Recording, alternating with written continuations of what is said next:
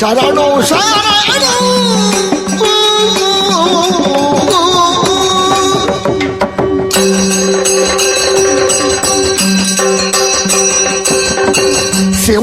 ಸಿಂಹಾಹಿನಿ ಮಹಿಷಾವರ್ದಿನಿ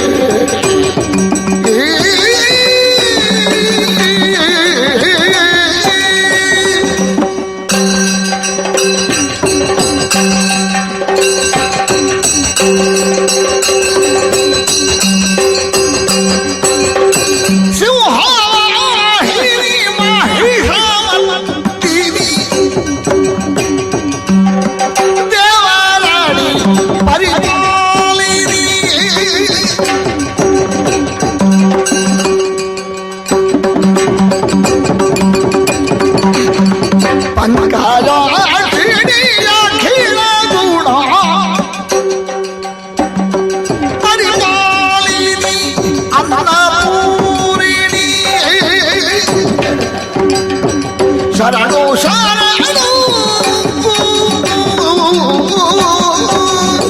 ಪಂಕಜ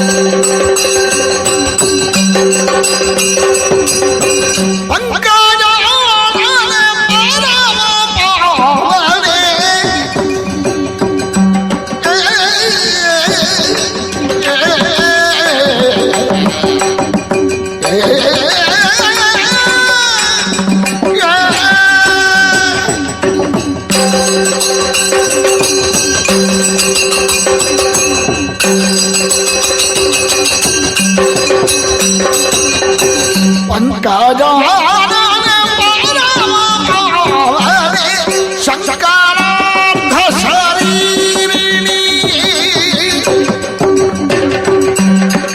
ಶಂಕಚಕ್ರಜಾಡಿ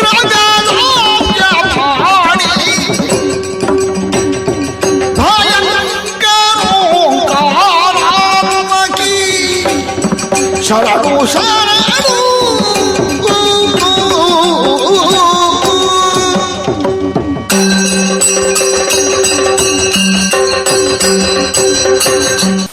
ನಮಸ್ಕಾರ ಸರ್. ನಮಸ್ಕಾರ ಸರ್, ಯಕ್ಷಗಾನದ ಬಗ್ಗೆ, ತೆಂಕುತಿಟ್ಟು ಯಕ್ಷಗಾನದ ಬಗ್ಗೆ ಒಂದಷ್ಟು ವಿಚಾರಗಳನ್ನು ನಿಮ್ಮಲ್ಲಿ ಒಂದು ಸಂವಾದದ ಮೂಲಕ ತಿಳಿದುಕೊಳ್ಳುವ ಎನ್ನುವಂತಹ ಉದ್ದೇಶದಿಂದ ಬಂದಿರುವಂಥದ್ದು. ತಾವು ಯಕ್ಷಗಾನ ಕ್ಷೇತ್ರಕ್ಕೆ ಪಾದಾರ್ಪಣೆ ಮಾಡಿದ ಹಿನ್ನೆಲೆಯನ್ನು ಸ್ವಲ್ಪ ವಿವರಿಸಿ ಸರ್. ಸಂತೋಷ. ನಾನು ಬಹುಶಃ ನನ್ನ ವಿದ್ಯಾಭ್ಯಾಸ ಕೇವಲ 5ನೇ ಕ್ಲಾಸ್ ಮಾತ್ರ. ನಮ್ಮ ಮನೆ ಒಂದು ಯಕ್ಷಗಾನದ ಕೇಂದ್ರ. ನನ್ನ ತಂದೆಯವರು ಶ್ರೀನಪ್ಪ ಭಂಡಾರಿ.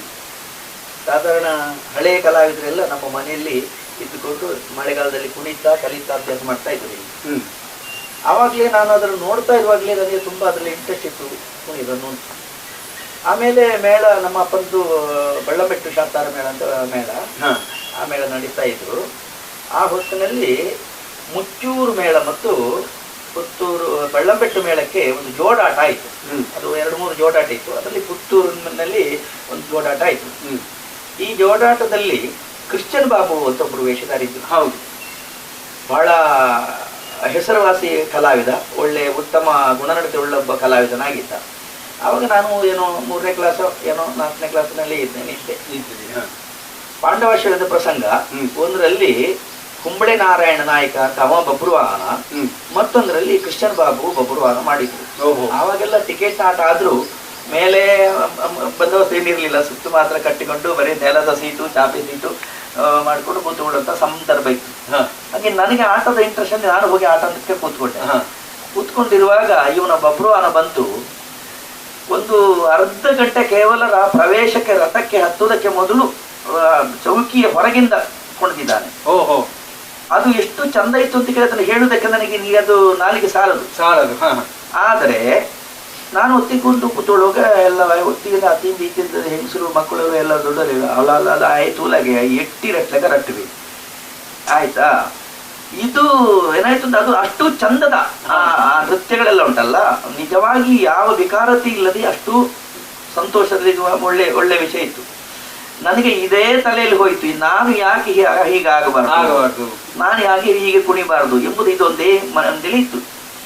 ಕಡೆಗೆ ನಮ್ಮ ತಂದೆಯವರು ಮೇಳ ಇತ್ತು, ನನ್ನ ಅಣ್ಣನನ್ನು ಮೇಳಕ್ಕೆ ಕರ್ಕೊಂಡು ಹೋದ್ರು, ಮೇಳ ತಿರುಗಾಟ ಆಗ್ತಾ ಇತ್ತು. ಆದ್ರೂ ನಾನು ಶಾಲೆಗೆ ಹೋಗುವಾಗಲೂ ನನಗೆ ನನ್ನ ಮಂಡೆಯಲ್ಲಿ ಇದೊಂದೇ ಹೇಳುದು, ನಾನು ಶಾಲೆಗೆ ಹೋಗುವಾಗಲೂ ಅಭಿಮನ್ಯು ಕಾಳಗ, ಅತಿಕಾಯಿ ಋತು ಕಾಳಗ, ಈ ಪದ್ಯಗಳು ನನಗೆ ಬಾಯಿಪಾಠ. ಓದುವಾಗ ಶಾಲೆಗೆ ಹೋಗುವಾಗಲೂ ಓದುದು ಅದನ್ನೇ ಶಾಲೆಯಲ್ಲಿ ಗೊತ್ತಿರ್ಲಿಲ್ಲ ಆಯ್ತಾ.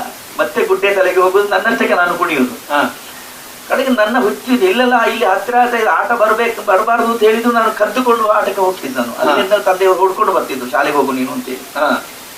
ಕಡೆಗೆ ನನ್ನ ಈ ಆಟ ನೋಡ್ಕೊಂಡು ನಮ್ಮ ಸಂಬಂಧಿಕರು ಕುದ್ಕಾಡಿ ವಿಶ್ವನಾಥರೇ ಮಾಸ್ಟ್ರು, ಅವರು ಇಂಟರ್ನ್ಯಾಷನಲ್ ಕಲಾವಿದ ಭರತನಾಟ್ಯದಲ್ಲಿ, ಅವರು ಒಂದು ಸಿಕ್ಕಿದ್ರು, ಹೇಳಿದ್ರು ಇವನು ನನ್ನಲ್ಲಿ ಕಳಿಸಿಕೊಟ್ಟು ನಾನು ಇವನಿಗೆ ಭರತನಾಟ್ಯ ಕಟ್ಟಿಗೆ ಕಳಿಸಿಕೊಡ್ತೇನೆ. ಅಂದ್ರೆ ನಮಗೆ ಮನೆಯಿಂದ ಒಂದು 5 ಕಿಲೋಮೀಟರ್ ದೂರದಲ್ಲಿ ಅವರ ಮನೆ ಇತ್ತು. ಇಲ್ಲಿಂದ ಬೆಳಿಗ್ಗೆ ಎದ್ದು ಅವರು ಫಿಲೋಮಿನ ಶಾಲೆಯ ಮಾಸ್ಟರ್ ಆಗಿದ್ರು ಅವರು.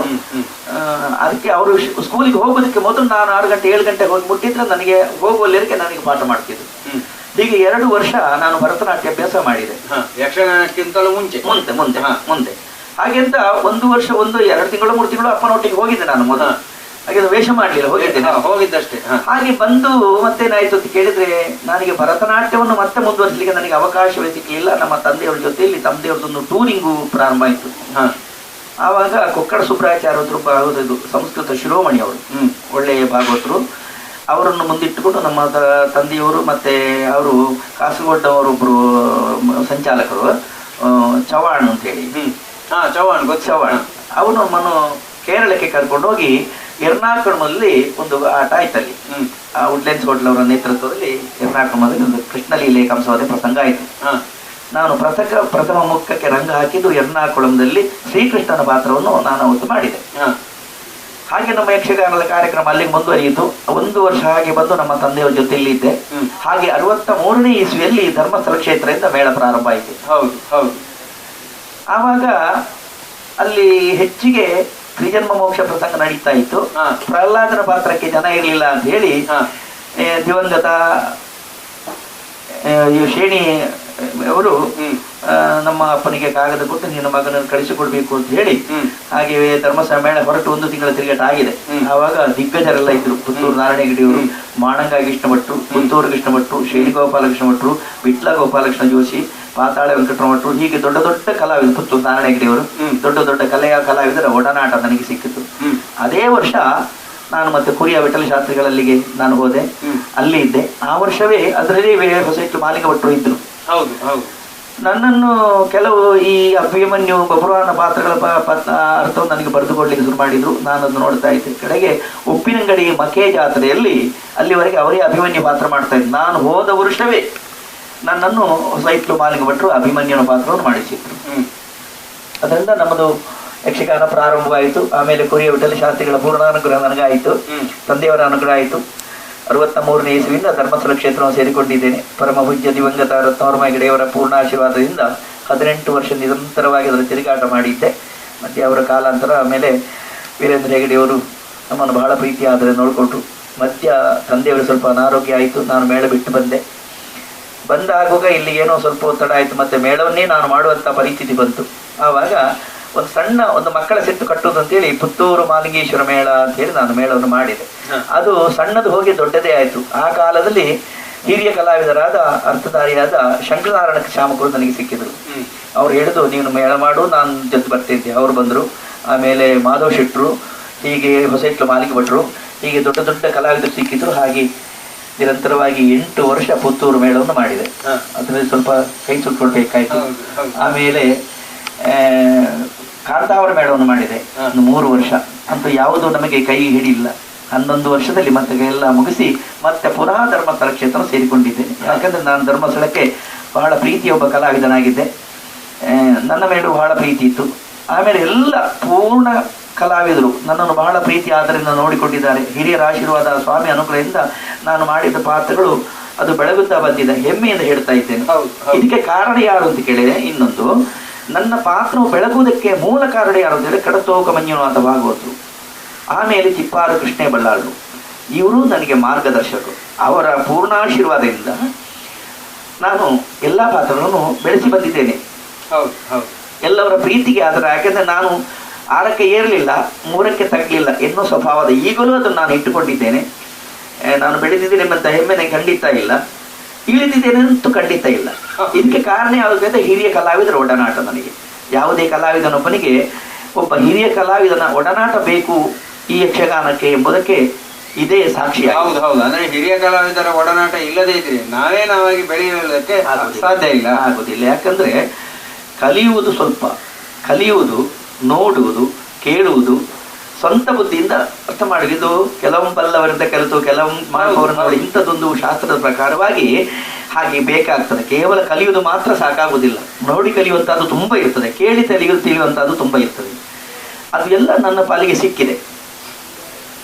ತಾವು ಯಕ್ಷಗಾನವನ್ನು ವೃತ್ತಿಯಾಗಿ ಆರಿಸದೇ ಇರ್ತಿದ್ರಿ, ಬೇರೆ ಯಾವ ಕ್ಷೇತ್ರವನ್ನು ನೀವು ಆರಿಸಿಕೊಳ್ತಿದ್ರಿ? ನನಗೆ ಅದನ್ನು ಹೇಳುವುದಕ್ಕೆ ಸಾಧ್ಯ ಇಲ್ಲ. ಯಾಕೆಂದ್ರೆ ನನ್ನ ತಂದೆಯವರು ನನ್ನನ್ನು ವಿದ್ಯಾಭ್ಯಾಸ ಕಲಿಸಬೇಕು ಅಂತ ಹೇಳಿ ಬಹಳ ಪ್ರಯತ್ನ ಮಾಡಿದ್ದು, ಅದು ನನಗೆ ಆಗಿಲ್ಲ. ಅದಾಗಿಲ್ಲ. ಆಮೇಲೆ ನಾನು ಯಕ್ಷಗಾನಕ್ಕೆ ನಾನು ಭರತನಾಟ್ಯಕ್ಕೆ ಹೋಗ್ಬೇಕು ಅಂತ ನನ್ನ ಗುರುಗಳು ನನ್ನನ್ನು ಇಲ್ಲಿ ಕರ್ಕೊಂಡು ಹೋಗ್ಬೇಕು ಅಂತ ಕೆಲವು ಕಡೆ ಕರ್ಕೊಂಡು ಹೋದ್ರು. ನನಗೆ ಅದು ಮೆಚ್ಚುಗೆ ಆಗಲಿಲ್ಲ. ನನ್ನನ್ನು ಯಕ್ಷಗಾನವೇ ಎಳಿತಾ ಇತ್ತು. ಹೌದು ಹೌದು. ಆಮೇಲೆ ನಾನು ಯಕ್ಷಗಾನಕ್ಕೆ ನಾನು ಬಂದೆ. 18 ವರ್ಷ ಮೇಳದ ತಿರುಗಾಟ ಆಯಿತು. ಆಮೇಲೆ ಸ್ವಂತ ನಾನು 10-11 ವರ್ಷ ಮೇಳ ಮಾಡಿದ್ದೆ. ಸ್ವಂತ ಸಾಮಗ್ರಿಗಳೆಲ್ಲ ನನ್ನ ಹತ್ರ ಇತ್ತು. ನಾನು ಕೈ ಸುಟ್ಟುಕೊಂಡಾಗ ನನಗೆ ಇನ್ನು ಯಾವುದು ಬೇಡ ನನಗೆ ಅಂತೇಳಿ ಎಲ್ಲ ಸಾಮಗ್ರಿಗಳು ನನ್ನ ಮನೆಯಲ್ಲಿ ಒಂದು ಇಡಿಚರು ಕೂರು ಸಮಿತಿ ಇರಬಾರ್ದು ಅಂತೇಳಿ ನಾನು ಅದನ್ನು ಎಲ್ಲ ಕೊಟ್ಟುಬಿಟ್ಟೆ. ಧರ್ಮಸ್ಥಳ ಕ್ಷೇತ್ರಕ್ಕೆ ಸೇರಿಕೊಂಡೆ. ಆಮೇಲೆ ಮತ್ತೆ ಪುನಃ ನಾನು ಮಳೆಗಾಲದ 1 ತಿಂಗಳು 2 ತಿಂಗಳ ತಿರುಗಾಟ ಟೂರಿಗೆ ಒಳ್ಳೆ ಸೆಟ್ ಮಾಡಿಕೊಂಡು ಹಿರಿಯರ ಪದ್ಯಾಣ ಗಣಪತಿ ಭಟ್ರು ಮತ್ತು ಶಿವರಾಮ ಜೋಗಿಯವರು ನನ್ನ ಜೊತೆಯಲ್ಲಿ ಇದ್ದರು, ಬಂಟ್ವಾಳ ಜಯರಾಮಾಚಾರಿ, ಹೀಗೆ ಹಿರಿಯ ಕಲಾವಿದರೆಲ್ಲ ಇಟ್ಟುಕೊಂಡು ಟೂರಿಂಗ್ ಮಾಡ್ತಾ ಇದ್ದೀವಿ. ಬಾಡಿಗೆ ಸಾಮಾನು ಇದೇ ದೇವಕಾನ ಇಷ್ಟಪಟ್ಟು ಅಂತ ನಾನು ಸಾಮಾನು ಬಾಡಿಗೆ ತಂದುಕೊಂಡು ನಾನು ಟೂರ್ ಮಾಡ್ತಾ ಇದ್ದೆ.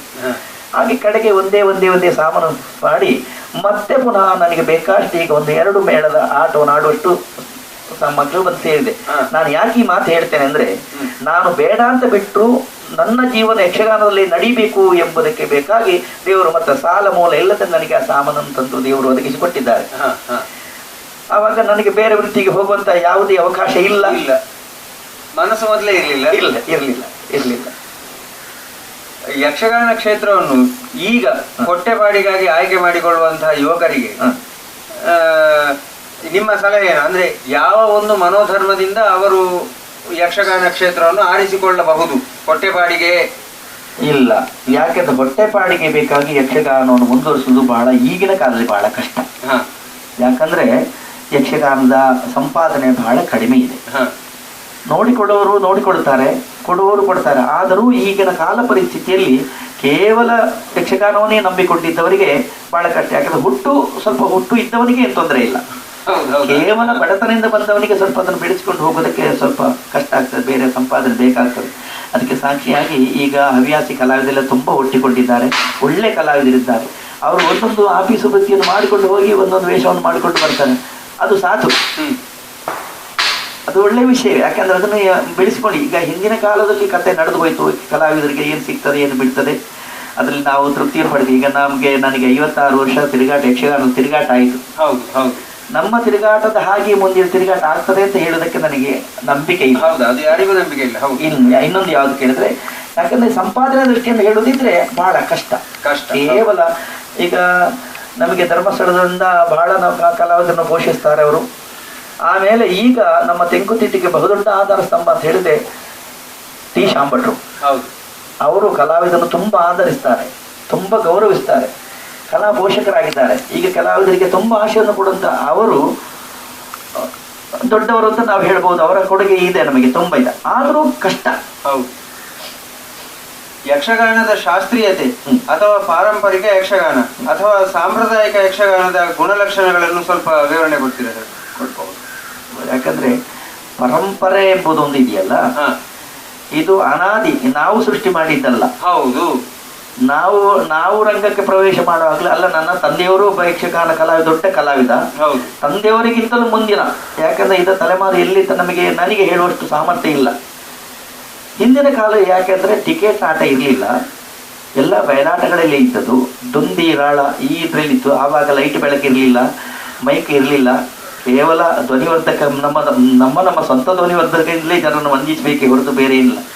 ಆ ಕಾಲದಲ್ಲಿ ಏನು ಇತ್ತು ಅಂತ ಕೇಳಿದ್ರೆ, ಮಾತಿಗೆ ಎಷ್ಟು ವಿಶೇಷವಾಗಿ ಪ್ರಾಧಾನ್ಯತೆ ಇರಲಿಲ್ಲ, ಅಭಿನಯಕ್ಕೂ ಅಷ್ಟು ಪ್ರಾಧಾನ್ಯತೆ ಕೊಡ್ತಿರ್ಲಿಲ್ಲ. ಅದು ಯಾರ್ದು ತಪ್ಪು ಯಾರ್ದು ದೋಷ ಅಂತ ನಾನು ಹೇಳುವುದಿಲ್ಲ. ಹಿರಿಯ ಕಲಾವಿದರ, ಹಿರಿಯ ಭಾಗವತರುಗಳ ಕೈಯಲ್ಲಿ ಯಕ್ಷಗಾನ ಇತ್ತು. ಅವರ ಮಾರ್ಗದರ್ಶನತೆ ಒಬ್ಬ ಕಲಾವಿದ ಹೋಗಬೇಕಾದ್ರೆ ಕಲಾವಿದನಿಗೆ ಯಾವುದೇ ಸ್ವಾತಂತ್ರ್ಯ ಇರಲಿಲ್ಲ.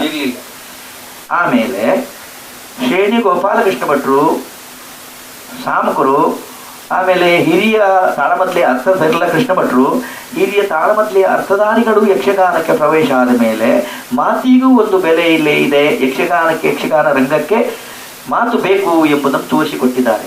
ಆದ್ರಿಂದ ಮಾತು ಬೆಳೆದು ಬಂದಿದೆ. ಯಾಕೆಂದ್ರೆ ಆ ಕಾಲದಲ್ಲಿ ಕುಣಿದು ಮಾತಾಡಿ ತೋರಿಸಿದವರು ಅಳಿಕೆ ರಾಮಶೆಟ್ಟರು. ಹೌದು. ಆಮೇಲೆ ಅವರಿಂದ ಮತ್ತೆ ಮಾತು ಬೇಕು, ಒಬ್ಬ ಕಲಾವಿದನಿಗೆ ಕೇವಲ ಕುಣಿತ ಮಾತ್ರ ಅಲ್ಲ, ಮಾತು ಬೇಕು ಎಂಬುದನ್ನು ಎಲ್ಲ ತಿಳಿದಿದ್ದಾರೆ, ಕಲಾವಿದರು ತಿಳ್ಕೊಂಡಿದ್ದಾರೆ. ಅದರ ಬಗ್ಗೆ ಸಾಧಿಸಿದಂತ ಕಲಾವಿದರು ತುಂಬಾ ಇದ್ದಾರೆ. ಪೌರಾಣಿಕದಲ್ಲಿ ಏನು ಅಂತ ಕೇಳಿದ್ರೆ, ನಾವು ಹೇಳಿದಾಗೆ ಪೌರಾಣಿಕ ಒಂದು 2 ಮುಡಿ ಗದ್ದೆಗೆ ನಾವು ಬೇಲಿ ಹಾಕಿದ ಹಾಗೆ. ಅದರ ಒಳಗೆ ಆ ಚೌಕಟ್ಟಿನಲ್ಲಿ ಯಕ್ಷಗಾನ ಇರಬೇಕು. ಅದನ್ನು ದಾಟಿ ಹೋದ್ರೆ ಸ್ವಲ್ಪ ಯಕ್ಷಗಾನ ಉಳಿಯುವುದಿಲ್ಲ. ಪರಂಪರೆಯಾಗಿ ಈಗ ನಮ್ಮಲ್ಲಿ ಪೂರ್ವರಂಗ ಅಂತ ಒಂದು ಇರ್ತದೆ. ಆ ಪೂರ್ವರಂಗ ಈಗ ಕ್ಷೇತ್ರದಲ್ಲಿ ಆಗುವುದೇ ಇಲ್ಲ. ಯಾಕಂದ್ರೆ ಸಮಯ ಇಲ್ಲ, ಕಾಲಮಿತಿ ಆದ ಕಾರಣ ಯಾವುದನ್ನು ಮಾಡಿಕೊಳ್ಳುವುದಾಗುವುದಿಲ್ಲ. ಯಾಕಂದ್ರೆ ಯಾವ ಮೇಳದ ಕಲಾವಿದರನ್ನು ಹೇಳಿ ಸುಖ ಇಲ್ಲ, ಯಜಮಾನರುಗಳನ್ನು ಹೇಳಿ ಸುಖ ಇಲ್ಲ. ಕಾಲಮಿತಿಗೆ ಆಗುವಾಗ 3 ಗಂಟೆಯವರೆಗೆ ಮುಗಿಸ್ಬೇಕು. ಒಂದು ರಾಮಾಯಣ ಇಡೀ ಮುಗಿಸ್ಬೇಕಂದ್ರೆ ನಾವು ಪೂರ್ವರಂಗವನ್ನೇ ಹೊರಟ್ರೆ 1 ಗಂಟೆ ಅದು ಪೂರ್ವರಂಗವೇ ಹೋಗ್ತದೆ. ಹಾಗಾಗಿ ಅದು ಹೋಗ್ತದೆ. ಹಾಗೆ ಅಂತ ಎಲ್ಲಿಯಾದ್ರೂ ಸಿಕ್ಕಿದಂತಹ ಸಮಯದಲ್ಲಿ ಈ ಪೂರ್ವರಂಗಗಳನ್ನು ಮಾಡುವುದು ಮುಂದಿನ ಪೀಳಿಗೆಗೆ ಬಹಳ ಒಳ್ಳೆಯದು ನನ್ನ ದೃಷ್ಟಿ ಕಾಣ್ತಾ ಇದೆ. ಹಾಗೆ ಕೆಲವು ಕಡೆಯಲ್ಲಿ ಮಾಡ್ತಾ ಇದ್ದಾರೆ. ನಮ್ಮ ಕಟೀಲ್ ಕ್ಷೇತ್ರದಲ್ಲಿ ನಡೀತಾ ಉಂಟು, ಈಗಲೂ ನಡೀತಾ ಉಂಟು. ಅದು ಬಹಳ ಒಳ್ಳೆಯ ವಿಷಯ. ಧರ್ಮಸ್ಥಳ ಕ್ಷೇತ್ರದಲ್ಲೂ ಕೆಲವು ಭಾಗಗಳನ್ನು ಮಾಡ್ತಾ ಇದ್ದಾರೆ, ಅದು ಬಹಳ ಒಳ್ಳೆಯ ವಿಷಯ. ಮತ್ತೆ ಪೌರಾಣಿಕವನ್ನು ಬಿಟ್ಟು ಹೋಗುವಂತಹದ್ದು ಒಳ್ಳೇದಲ್ಲ ಅಂತ ನನ್ನ ದೃಷ್ಟಿ ಕಾಣಿಸ್ತಾ ಇದೆ. ಯಾವುದೇ ಈಗ ಅಭಿಮನ್ಯು ಆಗಲಿ, ಬಬ್ರುವಾನ್ ಆಗಲಿ, ತಾಮ್ರಧ್ವಜ ಆಗಲಿ, ಅಥವಾ ವೀರವರ್ಮ ಆಗಲಿ, ಹಿರಣ್ಯಾಕ್ಷ ಆಗಲಿ, ಯಾವುದೇ ಪಾತ್ರಗಳಾಗಲಿ, ನಾವು ಅದಕ್ಕೆ ಉದಾಹರಣೆಗೆ ನಾನು ಮತ್ತು ಕೆ ಗೋವಿಂದ ಭಟ್ರು ಚಂಡಮುಂಡರು ಮಾಡ್ತಿದ್ದೆವು. ಹೌದು, ಚಂಡಮುಂಡರು ಅಂತ ಹೇಳಿದ್ರೆ ಒಟ್ಟಾರೆ ಆರ್ಭಟ ಕೊಡುವುದು, ಬೊಬ್ಬೆ ಹಾಕುವುದು ಒಂದೇ ಇತ್ತು ಮೊದಲು. ಹಾಗಲ್ಲ, ಚಂಡಮುಂಡರಿಗೂ ಮಾತಿಗೆ ಅವಕಾಶ ಉಂಟು, ಚಂಡಮುಂಡರಲ್ಲಿಯೂ ಸ್ವಲ್ಪ ಭಾವನೆಯ ಭಾವ ಉಂಟು ಎಂಬುದನ್ನು ಗೋವಿಂದ ಭಟ್ರು ನಾವು ಜೊತೆಯಲ್ಲಿ ಇದ್ದುಕೊಂಡು, ಯಾಕಂದ್ರೆ ನನ್ನ ಮಾರ್ಗದರ್ಶಕರು ಗೋವಿಂದ ಭಟ್ರು, ಅವರ ಜೊತೆಯಲ್ಲಿ ನಾನು ಇದ್ದುಕೊಂಡು ಆ ಕಾರ್ಯ ನಿರ್ವಹಣೆ ಮಾಡ್ತಿದ್ದೆವು. ಈಗಿನ ಹುಡುಗರೆಲ್ಲ ಒಳ್ಳೆ ಕೆಲಸ ಮಾಡ್ತಾರೆ, ಒಳ್ಳೆ ಅಭಯ ಮಾಡ್ತಾರೆ, ಒಳ್ಳೇದುಂಟು. ಆದರೆ ನಾನು ಹೇಳೋದಂತ ಹೇಳಿದ್ರೆ ಯಾವುದೇ ಕೆಲಸವನ್ನು ಮಾಡೋಣ ನಾವು, ಆದರೆ ಆ ರಂಗದ ಆ ಪರಿಧಿಯನ್ನು ಬಿಟ್ಟು ಹೋಗಬಾರದು ಅಂತ ನಾವು ಹೇಳ್ಬಾರ್ದು. ಅತಿರೇಕಕ್ಕೆ ನಾವು ಅವಕಾಶ ಕೊಡೋದು. ಯಾವುದೇ ಅಭಿನಯ ಮಾಡಿದ್ರು, ಅಭಿನಯ 1 ಸಲ 2 ಸಲ 3 ಸಲ ಅದಕ್ಕಿಂತ ಹೆಚ್ಚು ಒಬ್ಬ ಅಭಿನಯ ಮಾಡಿದ್ರೆ ಅದು ಅತಿರೇಕಕ್ಕೆ ಹೋಯಿತು. ಈಗ ಉದಾಹರಣೆಗೆ ಒಂದು ಪದ್ಯಗಳೇನು, ಬಲ್ಲೆನು ನಾನ ವ್ಯೂಹದಿ ಸೆಣಸು ಅದೆಲ್ಲ ಚಮಕೃತಿಯ ನಿಲ್ಲದೆ ಬೀಳ್ಯವ ನೆನಗಿತ್ತು ಕಳುಹಿಸು ತಲ್ಲಣದೊಳಗೆ. ಈಗ ಈ ಪದ್ಯಕ್ಕೆ ಅವು ಏನು ಅಭಿನಯ ಮಾಡ್ಬೋದು? ಬಲ್ಲೆನು ನಾನ ವ್ಯೂಹದಿ ಸೆಣಸುವ ಎಲ್ಲ ಚಮಕೃತಿಯ. ಹೌದು, 1 ಸಲಕ್ಕೆ 2, ಅದಕ್ಕಿಂತ ಹೆಚ್ಚಿಗೆ ಅದು 7 ಪದ್ಯದ ಭಾಗ. ಅದಕ್ಕೆ ಹೆಚ್ಚಿಗೆ ಕೊಟ್ಟರೆ ಆ ಪಾತ್ರವು ಹೋಯಿತು, ಆ ಭಾಸವೂ ಆಯಿತು. ಹಾಗೆ ಇರಬಾರ್ದು ಅಂತ ನನ್ನ ದೃಷ್ಟಿ. ಕೆಲವ ದೃಷ್ಟಿ ಅದರಿಂದ ತುಂಬಾ ತುಂಬಾ ಅಭಿನಯ ಮಾಡಿದ ಒಳ್ಳೆದು ಅಂತ ಹೇಳುವವರು ಇರ್ತಾರೆ. ನಮ್ಮ ಅಭಿಪ್ರಾಯ. ನಾನು ತೆಂಕಿನ ಬಡಗಿನ ವಿರೋಧಿ ಏನೂ ಅಲ್ಲ. ಹೌದು, ತೆಂಕಿನ ಬಗ್ಗೆಯೂ ಬಡಗಿನ ಬಗ್ಗೆಯೂ ನಾನು ತುಂಬಾ, ಯಾಕಂದ್ರೆ ಬಡಗಿಗೆ ಹೋಗಿಯೂ ನಾನು ವೇಷ ಮಾಡಿ, ಕೆಲವು ವೇಷಗಳು ಮಾತ್ರ. ಏನು ಅಂತ ಕೇಳಿದ್ರೆ ಹೇಳಬೇಡಿ, ಕಾಳಿಂಗ ನಾವುಡ್ರ ಕಾಲದಲ್ಲಿ ನಾನು ಒಂದು ಕೃಷ್ಣನ ಪಾತ್ರವು ಮತ್ತೆ ವೃಷಸೇನನ ಪಾತ್ರ, ಈಗ 1-2-3 ಪಾತ್ರವನ್ನು ಮಾಡಿದ್ದೇನೆ, ಹೆಚ್ಚಿಗೆ ಏನಿಲ್ಲ. ಹಾಗೆ ಅಂತ ಅವರಿಗೆಲ್ಲ ನನ್ನ ಮೇಲೆ ತುಂಬಾ ಪ್ರೀತಿ ಇದೆ. ಈಗ ನಮ್ಮ ತಿಟ್ಟಿನಲ್ಲಿ ಭೇದ ಇದೆ, ತೆಂಕು ತಿಟ್ಟು, ಬಡಗು ತಿಟ್ಟು. ಬಡಗಿನವರು ಮಂಡಿ ಕುಡಿತಾರೆ, ನಾವು ಉಡಿ ಹಾಕ್ತೇವೆ. ನಮ್ಮ ಉಡಿಯನ್ನು ಈಗ ಅವರು ಪ್ರಯೋಗಿಸ್ತಾರೆ, ಅವರ ಮಂಡಿಯನ್ನು ನಮ್ಮ ತಪ್ಪಲ್ಲ. ಹಾಗೆ ನಮ್ಮದನ್ನು ನಾವು ಬಿಡಬಾರದು. ಅವ್ರು ಹೇಳ್ತಾರೆ ಅಂತಂದ್ರೆ ಕುಡಿನಾಟವನ್ನೆಲ್ಲ ನಮ್ಮದನ್ನು ಕದ್ದುಕೊಂಡು ಹೋಗಿ ಅಲ್ಲಿ ಅವರು ಕುಡಿತಾರೆ ಅಂತ ಕೆಲವರು ಹೇಳ್ತಾರೆ. ತಿಳಿದವರು ಹೇಳುವುದಿಲ್ಲ, ಯಾರಾದ್ರೇನು ಎಲ್ಲಿ ಆದ್ರೆ ನಮ್ಮದು ಯಕ್ಷಗಾನ ಎಂಬುದು ನಮ್ಮದು ಹಾಗೆ ಹೇಳ್ತಾರೆ. ನಮ್ಮವರು ಹಾಗೆ ಕೇಳ್ತಾರೆ, ನಮ್ಮದನ್ನು ಅವರು ಕುಡಿತಾರೆ ಅಂತ. ಹಾಗಾಗಿ ಅದು ತಪ್ಪು. ಆ ಭಾವನೆ ಇರಬಾರ್ದು. ತೆಂಕಾಗ್ಲಿ ಬಡಗಾಗ್ಲಿ ಅದು ನಮ್ಮದು, ಅವರದನ್ನು ಅವರು ಕುಣಿಲಿ, ಅವರದನ್ನು ನಾವು ಕುಣಿಯುವ ಅವಕಾಶ ನಮಗೆ ಸಿಕ್ಕಲಿ, ನಮ್ಮದನ್ನು ಕುಣಿಯುವಂಥ ಅವಕಾಶ ಅವರಿಗೂ ಸಿಕ್ಕಲಿ. ಇದು ನನ್ನ ಭಾವನೆ. ಈ ಭೇದ ಭಾವವನ್ನು ಯಾವ ಕಲಾವಿದನು ಮಾಡಬಾರದು. ಮಾಡಿದ್ರೆ ಯಕ್ಷಗಾನಕ್ಕೆ ಕೊರತೆ ಅದು. ಸರಿ ಸರಿ ಸರಿ. ವ್ಯಕ್ತಿಗೆ ಕೊರತೆ ಅಲ್ಲ, ಯಕ್ಷಗಾನಕ್ಕೆ ಕೊರತೆ ಅದು. ಒಡ್ಡೋಲದ ಕ್ರಮಗಳು ಅದರ ಬಗ್ಗೆ ನೀವು ಹೇಳಿ ಆಯ್ತು ಬಿಡಿ. ಸಂಗೀತದ ಆಲಾಪನೆ, ಅತೀ ಉದ್ದ ಪದಗಳು, ಈ ರೀತಿಯಾದಂತಹ ಭಾಗವತಿಗೆ ಯಕ್ಷಗಾನಕ್ಕಾಗ್ಲಿ ತಾಳಮದ್ಲೆಗಾಗ್ಲಿ ಅದು ಎಷ್ಟು ಒಂದು ಒಳ್ಳೆಯದು, ಎಷ್ಟರ ಮಟ್ಟಿಗೆ ಹಿತ? ನಿಮ್ಮ ಅಭಿಪ್ರಾಯ ಏನು ಇದರ ಬಗ್ಗೆ? ಒಬ್ಬ ಕಲಾವಿದ ತುಂಬಾ ಕುಣಿತಾನೆ, ಹೌದು, ಹಾಗೆ ಅದ ಕುಣಿತಾನೆ ಅಂತ ನಾವು ಕುಣಿಸುವುದಲ್ಲ. ಹೌದು, ಕುಣಿಯಕ್ಕೆ ಗೊತ್ತಿದ್ರು ಅದಕ್ಕೊಂದು ನಿಯಮ ಅಂತ ಉಂಟು. ನಾನು ಅದನ್ನೇ ನಿಮ್ಮಲ್ಲಿ ಮೊದಲು ಹೇಳಿದ ಹಾಗೆ, ಯಾವುದೇ ಆಗ್ಲಿ ನಾವು ಆ ಪರಿಧಿಯ ಒಳಗಿರ್ಬೇಕು, ಅದು ದಾಟಬಾರದು. ಮೊದಲ ಅಗರಿ ಭಾಗವತರು, ಬಲಿಪ ಭಾಗವತರು, ಆಮೇಲೆ ಪುಂಡಚ್ಚ ಭಾಗವತರು, ಕಡತೋಕ ಭಾಗವತರು, ಇವರೆಲ್ಲೆಲ್ಲ ಒಂದು ಶಿಸ್ತು ಇತ್ತು. ಯಾವ ಪದ್ಯವನ್ನು ಎಲ್ಲಿ ಹೇಳಬೇಕು ಅಲ್ಲಿ ಮಾತ್ರ ಹೇಳ್ಯಾರು. ಕಾಲದ ನಿರ್ಣಯ ಇತ್ತು. ಹೌದು, ಉದಯ ರಾಗವನ್ನು ಉದಯ ಕಾಲದಲ್ಲಿ ಹಾಡ್ತಾರೆ, ಅದಕ್ಕೆ ಮೊದಲು ಖಂಡಿತ ಹಾಡ್ಲಿಕ್ಕಿಲ್ಲ ಅವರು. ಈಗ ಏನಾಗಿದೆ, ಅದಕ್ಕೆ ಪೀಠಿಗೆ ಕೂತಲ್ಲಿದ್ರೆ ಉದಯ ರಾಗ ಶುರುವಾಗುತ್ತದೆ. ಅದ್ರ ಬಗ್ಗೆ ನಮ್ದು ಆಕ್ಷೇಪ ಇಲ್ಲ. ಯಾಕಂದ್ರೆ ಕಾಲಕ್ಕೆ ನಾವು ತಲೆ ಬದಲಾಯಿಸಬೇಕಾಗುತ್ತೆ. 3 ಗಂಟೆ ಆಟ ಇರುವಾಗ ನಾವು 4 ಗಂಟೆಯ ಕಾರ್ಯಕ್ರಮವನ್ನು 3 ಗಂಟೆಗೆ ಇಟ್ಟು ಬಿಡ್ಲಿಕ್ಕೆ ಆಗುದಿಲ್ಲ. ಅದನ್ನು ಬಿಡೋಣ. ಅಲ್ಲ, ನೀವು ಹೇಳಿದ ಹಾಗೆ ನಾನು ಒಂದು ಪದ್ಯವನ್ನು ಒಬ್ಬ ಎತ್ತಿದ್ರೆ ಆ ಪದ್ಯ ಈಗ 3 ಗಂಟೆಯ ಕಾರ್ಯಕ್ರಮವನ್ನೇ ನಾವು ಇಟ್ಟುಕೊಳ್ಳೋಣ. ಒಂದು ಸಂಸ್ಥೆಯಲ್ಲಿ ಒಂದು 10 ಜನ ಕಲಾವಿದರು ಇರ್ತಾರೆ. ಈ 10 ಜನ ಕಲಾವಿದರಿರುವಾಗ ಒಬ್ಬ ಕಲಾವಿದನನ್ನು ಮಾತ್ರ ಕುಣಿಸುವುದು, ಅವನಿಗೆ ಮಾತ್ರ ಪದ್ಯಗಳು. ಇನ್ನುಳಿದ ಕಲಾವಿದನಿಗೆ ಒಟ್ಟಾರೆ ಆ ಪ್ರಸಂಗವನ್ನು ಭರ್ತಿ ಮಾಡೋದು. ಹೀಗಿಂತ ಪ್ರಸಂಗಗಳು ಮೇಳದಲ್ಲಿ ತುಂಬಾ ನಡೀತಾ ಇದೆ. 10 ಜನ ಕಲಾವಿದ ಇದ್ರೆ ಆ ಕಲಾವಿದ ಸಣ್ಣವನಾಗ್ಲಿ ದೊಡ್ಡವನಾಗ್ಲಿ ಭಾಗವತನಿಗೆ ಅವರೆಲ್ಲರೂ ಒಂದೇ. ಹೌದು, ಒಂದು ಮನೆಯಲ್ಲಿ ಯಜಮಾನ ಇರ್ತಾರೆ, ಮನೆಯಲ್ಲಿ 10 ಮಕ್ಕಳು ಇರ್ತಾರೆ, ಒಬ್ಬ ಯಜಮಾನ ಇರ್ತಾನೆ. ಆ ಸಾಕುವ ತಂದೆಗೆ ಅಷ್ಟು ಜನರು ನಮಗೆ 10 ಜನ ಸಮಾನತೆಯಲ್ಲಿ ಇರಬೇಕು. ಅದೇ ರೀತಿಯಲ್ಲಿ ಮೇಳದಲ್ಲಿರುವಂತ ಒಬ್ಬ ಯಜಮಾನನಿಗೆ ಹೇಗೆ ಎಲ್ಲಾ ಕಲಾವಿದರು ಒಂದೆಯೋ ಹಾಗೆ ಭಾಗವತರಿಗೂ ಹಾಗೆ ರಂಗಸ್ಥಳ ಇದು ಅಂತ. ಯಾಕಂದ್ರೆ ಸಣ್ಣವನ್ನು ದೊಡ್ಡದು ಮಾಡುವುದು ಭಾಗವತರ ಕೆಲಸ. ಹೌದು. ಇದು ಇದು ನನ್ನ ಒಂದು ಆಸೆ ಅಂತ ಹೇಳಿದ್ರೆ ಹಾಗಾಗಬಾರದು. ಒಬ್ಬನಿಗೆ ಬೇಕಾಗಿ ಕಾಲವನ್ನು ವಿಳಂಬ ಮಾಡಬಾರದು, ಅವನಿಗೂ ಕೊಡ್ಬೇಕು, ಇನ್ನುಳಿದ ಕಲಾವಿದರಿಗೆ ಆ ಸಮಯವನ್ನು ಭರ್ತಿ ಮಾಡಿ ಕೊಡ್ಬೇಕು, ಅವರು ಕುಣಿಸ್ಬೇಕು. ನಾನು ಅವನನ್ನು ಮಾತ್ರ ಕುಣಿಸುದು, ಇನ್ನುಳಿದವರಿಗೆ ಬೇಡ, ಅಲ್ಲ ಅವನನ್ನು ಒಳ್ಳೆ ಮಾಡ್ತೇನೆ ಅಂತ ಮಾಡಿದ್ರೆ ಅದು ಸರಿಯಲ್ಲ ಅಂತ ನನ್ನ ಭಾವನೆ. ಎಲ್ಲ ಸಣ್ಣವನಿಗಾಗ್ಲಿ ದೊಡ್ಡವನಿಗಾಗಲಿ ಒಂದು ಪದ್ಯವೋ ಎರಡು ಪದ್ಯವನ್ನು ಅದನ್ನು ಹಂಚಿ ಚಂದ ಮಾಡಿ ಕೊಡ್ಲೇಬೇಕು. ಯಾವಾಗಲೂ ಒಬ್ಬನೇ ಕುಣಿಸಿ ಇನ್ನುಳಿದ ಕಲಾವಿದರು ಹೋದ್ರೆ ಆಯ್ತು ಬಂದ್ರೆ ಆಯ್ತು ಅಂತ ಮಾಡಿದ್ರೆ ಅಪ್ಪ ಕಲಾವಿದನಿಗೂ ಜಿಗುಪ್ಸೆ ಬಿಡ್ತದೆ. ಅವ ಮುಂದಿನ ಪೀಳಿಗೆಗೆ ಅವ ಏನು ತಯಾರು ಮಾಡ್ಲಿಕ್ಕೆ ಆಗ್ತದೆ. ಒಬ್ಬ ಯಾವಾಗಲೂ ಅಭಿಮನ್ಯು ಸಾರಥಿಯೇ ಮಾಡ್ತಾ ಇರ್ತಾನೆ. ಸಾರಥಿ ಮಾಡಿದವನೇ ಮುಂದೆ ಅವ ಅಭಿಮನ್ಯು ಮಾಡಬೇಕು. ಅದಕ್ಕೆ ನಾವು ಮಾರ್ಗದರ್ಶನ ತೋರಿಸಿಕೊಡ್ಬೇಕು. ಇದು ನನ್ನ ಭಾವನೆ. ಒಬ್ಬ ವೃಷಕೇತು ಮಾತಾಡ್ತಾನೆ, ವೃಷಕೇತು ಮಾಡಿದವನೇ ಬಬ್ರುವಾನ ಮಾಡು. ಹೌದು. ಈ ಯಕ್ಷಗಾನ ಪ್ರದರ್ಶನಗಳು ಆಗಿರ್ಬೋದು ಅಥವಾ ಬಯಲಾಟಗಳಿರ್ಬೋದು, ಯಾವುದೇ ಆಗಲಿ, ಅದಕ್ಕೆ ವಿಮರ್ಶೆ ಅನ್ನುವಂಥದ್ದು ಬೇಕು ಅಂತ ಆದ್ರೆ ಅದು ಎಷ್ಟು ಹೇಗೆ ಇರಬೇಕು? ವಿಮರ್ಶೆ ಅಗತ್ಯವಾಗಿ ಬೇಕು. ಹಾಗಾದ್ರೆ ವಾದಿ ಪ್ರತಿವಾದಿ ನೋಡಿ, ಒಬ್ಬನಲ್ಲಿದ್ದಂಥ ಸಾಹಿತ್ಯ ಹೊರಗೆ ಬರಬೇಕಿದೆ. ಹೊರಗಿಂದ ಮತ್ತೊಬ್ಬ ಪ್ರಶ್ನೆ ಮಾಡಲೇಬೇಕು. ನೀವು ಏನು ಮಾಡಿದ್ದೀರಿ? ಈಗ ಕರ್ಣ ಏನು ಮಾಡಿದ ಅಂತ ಕೇಳಿದ್ರೆ, ಕರ್ಣ ಕೌರವನಿಗೆ ಬೇಕಾಗಿ ತ್ಯಾಗ ಮಾಡಿದ. ಯಾಕೆ ತ್ಯಾಗ ಮಾಡಿದ? ಈ ರೀತಿಯ ವಾದಗಳು ಬರಲೇಬೇಕು. ಯಾಕಂದ್ರೆ ಕರ್ಣನ ಪಾತ್ರವೂ ಬೆಳಿಬೇಕಾದ್ರೆ ವಿಷಯವನ್ನು ಮಂಡಿಸಲೇಬೇಕಾಗ್ತದೆ. ನಾನು ಅದೆಲ್ಲ ಹೇಳಿದ್ದು. ವಿಮರ್ಶೆ ಅಂದ್ರೆ ಈಗ ಬಯಲಾಟ ಆಗ್ತದೆ, ಒಂದು ಯಕ್ಷಗಾನ ಪ್ರದರ್ಶನ ಆಗ್ತದೆ, ಒಂದು ತಾಳಮದ್ದಲೆ ಆಗ್ತದೆ, ಅದನ್ನು ನಾವು ಸರಿ ತಪ್ಪುಗಳ ವಿಮರ್ಶಕರು ಕೆಲವರೆಲ್ಲ ಮಾಡ್ತಾರೆ. ಈ ವಿಮರ್ಶೆ ಬೇಕು ಅಂತಂದ್ರೆ ಅದು ಯಾವ ರೀತಿಯಲ್ಲಿ ಇರಬೇಕು ಅಂತ? ಬೇಕು, ವಿಮರ್ಶೆ ರೀತಿಯಲ್ಲಿ ಇರಬೇಕು, ಆ ಚೌಕಟ್ಟಿನಲ್ಲಿ ಇರಬೇಕು ಅಂತ ನನಗೆ.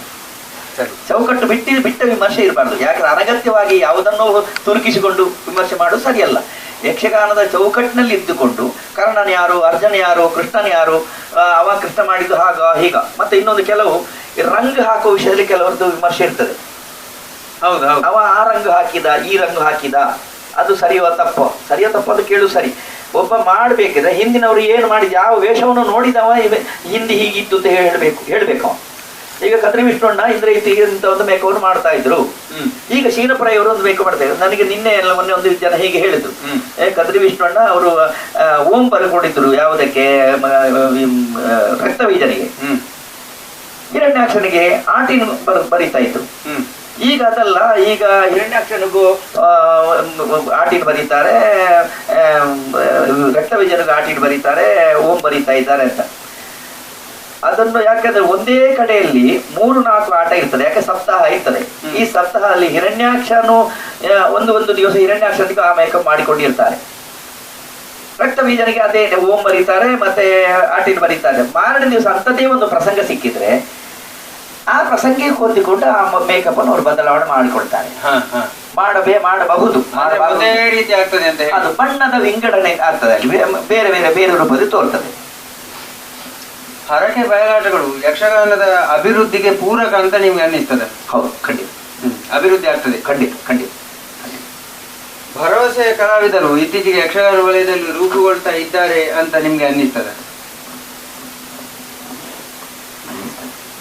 ಅಂದ್ರೆ ಒಳ್ಳೆಯ ಕಲಾವಿದರುಗಳು, ಯುವ ಕಲಾವಿದರುಗಳು ರೂಪುಗೊಳ್ತಾ ಇದ್ದಾರೆ ಹಿಮ್ಮೇಳದಲ್ಲಿ.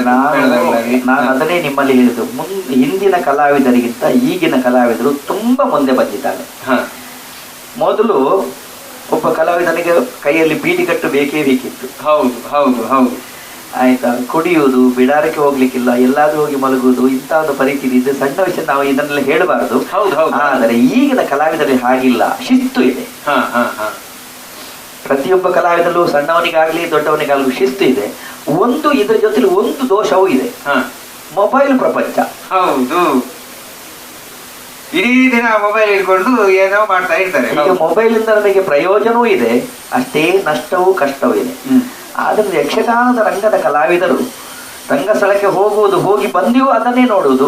ಹೋಗುವಾಗ ಅದನ್ನೇ ಪಕ್ಕದ ಪುಸ್ತಕ ಹಿಡಿಯುವಂತಹ, ಪೇಪರ್ ಹಿಡಿಯುವಂತಹ ಸಂಗತಿ ಮರೆತು ಹೋಗಿದೆ. ಅಂದ್ರೆ ಈ ರಂಗಸ್ಥಳದಲ್ಲಿ ಇದ್ದುಕೊಂಡು ಕೂಡ ಹಿಮ್ಮೇಳದ ಕಲಾವಿದರು ಕೆಲವೊಮ್ಮೆ ಅದನ್ನು ನೋಡಿ ಮಾತಾಡೋದೆಲ್ಲ ಉಂಟು. ಅದನ್ನು ಕೂಡ ನಾವು ಮೇಳದಂತೂ ಖಂಡಿತ ಅದನ್ನು, ಯಾಕಂದ್ರೆ ಅದು ನಾವು ನಮ್ಮಂತವರು ಅದನ್ನು ಹೇಳುವಂತದಲ್ಲ. ಯಾಕಂದ್ರೆ ಹಿರಿಯ ಮುತ್ಸಜ್ಜಿಗಳು, ಅಧಿಕಾರಿಗಳು ಇದರ ಬಗ್ಗೆ ಕಂಟ್ರೋಲ್ ಮಾಡಬೇಕೇ ಹೊರತು ಅವರನ್ನು ನಮಗೆ ಕಂಟ್ರೋಲ್ ಮಾಡಲಿಕ್ಕೆ ಸಾಧ್ಯ ಇಲ್ಲ. ಯಾಕಂದ್ರೆ ಹಿಮ್ಮೇಳ ಸೆಟ್ನವರು ಮೊಬೈಲನ್ನು ಖಂಡಿತವಾಗಿಯೂ ಬಂದ್ ಮಾಡಿಕೊಂಡು ರಂಗಕ್ಕೆ ಹೋಗುವುದು ಬಹಳ ಉತ್ತಮ. ಒಂದು ಸಭಿಕರಿಗೂ ಉತ್ತಮ, ಕಲಾವಿದರಿಗೂ ಕುಣಿಯುವ ಕಲಾವಿದರಿಗೂ ಒಂದು ಕೆಲವೊಂದು ಸಲ ಪದ್ಯವನ್ನು ಮಾಡುತ್ತಾ ಮಾತಾಡಿಕೊಂಡು ಬಂದು ಇಲ್ಲಿ ಕನಸು ಮಾಡಿಕೊಂಡು ಹೋದ್ರು, ಅವನ ಪದ್ಯದ ಅರ್ಥ ಮುಗಿದ್ರು ಇವ್ರಿಗೆ ಗೊತ್ತಾಗಲ್ಲ, ಯಾಕಂದ್ರೆ ಇವರು ಮೊಬೈಲ್ನಲ್ಲಿ ಇರ್ತಾರೆ. ಇಂಥ ಒಂದು ಪರಿಸ್ಥಿತಿ ಖಂಡಿತ ಬಂದೇ ಬರ್ತದೆ. ಆದ್ರಿಂದ ಇದೊಂದು ಬಹಳ ದೊಡ್ಡ ನಮಗೆ ಒಂದು ದುರಂತ ನಮಗೆ. ಹೌದು ಹೌದು. ಈ ಕಾಲಮಿತಿ ಯಕ್ಷಗಾನದ ಬಗ್ಗೆ ನಿಮ್ಮ ಖಚಿತ ಅಭಿಪ್ರಾಯ ಏನು? ಅಂದ್ರೆ ಕಾಲಮಿತಿ ಯಕ್ಷಗಾನಗಳು ಬೇಕು ಅಂತ ಹೇಳ್ತೀರಾ ಅಥವಾ ಹೇಗೆ? ಅದರ ನಿಮ್ಮ ಖಂಡಿತ ಬೇಕು. ಯಾಕಂದ್ರೆ ಇಂದಿನ ಕಾಲದಲ್ಲಿ ಬಸ್ ಸೌಕರ್ಯಗಳಿರ್ಲಿಲ್ಲ. ಒಂದು ಊರಿಂದ ಒಂದು ಊರಿಗೆ ಬರಬೇಕಿದ್ರೆ ಹೋಗ್ಬೇಕಿದ್ರೆ ಅವ ರಾತ್ರಿ ಹೊತ್ತು ಮುಳುಗೋಗಿ ಬಂದ್ರೆ ಮಾರನೇ ದಿವಸವೇ ಅವ ಎದ್ದು ಹೋಗಬೇಕು. ಉದಾಹರಣೆಗೆ ನಮ್ಮ ಪುತ್ತೂರು ಜಾತ್ರೆ, ಪುತ್ತೂರು ಜಾತ್ರೆಗೆ ಮೊದಲು ಬಂದ್ರೆ ಆವಾಗ 8-9 ಮೇಳದ ಯಕ್ಷಗಾನ ಕಾರ್ಯಕ್ರಮ ನಡೀತಾ ಇತ್ತು. ಅದು ಟಿಕೆಟ್ನ ಕಾರ್ಯಕ್ರಮಗಳೇ. ಆ 8-9 ಮೇಳದಲ್ಲಿಯೂ ಹಾಗೆ ಅಷ್ಟು ಹೌಸ್ಫುಲ್ ಆಗಿ ಅವನಿಗೆ ಎಷ್ಟು ಮಾಡ್ಕೊಳ್ಳಿಕ್ಕೆ ಆಗ್ತದೆ ಅಷ್ಟು ಮಾಡ್ಕೊಂಡು ಹೋಗ್ತಿದ್ರು. ಈಗಂತ ಅಲ್ಲಿ ಒಂದೇ ಒಂದು ಮೇಳಗಳಿಲ್ಲ. ಇದಕ್ಕೆ ಕಾರಣ ಏನು ಅಂತ ಕೇಳಿದ್ರೆ ಪ್ರತಿಯೊಬ್ಬನಲ್ಲಿಯೂ ವೆಹಿಕಲ್ಸ್ ಇದೆ, ಬೇಕಾದಷ್ಟು ಬಸ್ಸು ಸೌಕರ್ಯಗಳಿದೆ. ಎಲ್ಲ ಬಿಟ್ಟು ಇಲ್ಲಿ ಪುತ್ತೂರಿನಲ್ಲಿ ಜಾತ್ರೆ ನಡೀತಿರುವಾಗ ರಥೋತ್ಸವ ಆದ ಗಳಿಗೆಯಲ್ಲಿ ಮತ್ತೊಂದು 11 ಗಳಿಗೆಯಲ್ಲಿ ಒಂದು ಮನುಷ್ಯ ಸಂಚಾರ ಇರುವುದಿಲ್ಲ. ಕಾರಣ ಇಷ್ಟೇ. ಯಾಕೆಂದ್ರೆ ಈಗ ದುಡಿಮೆ ಮನುಷ್ಯನಿಗೆ ಬೇಕೇ ಬೇಕಾಗ್ತದೆ.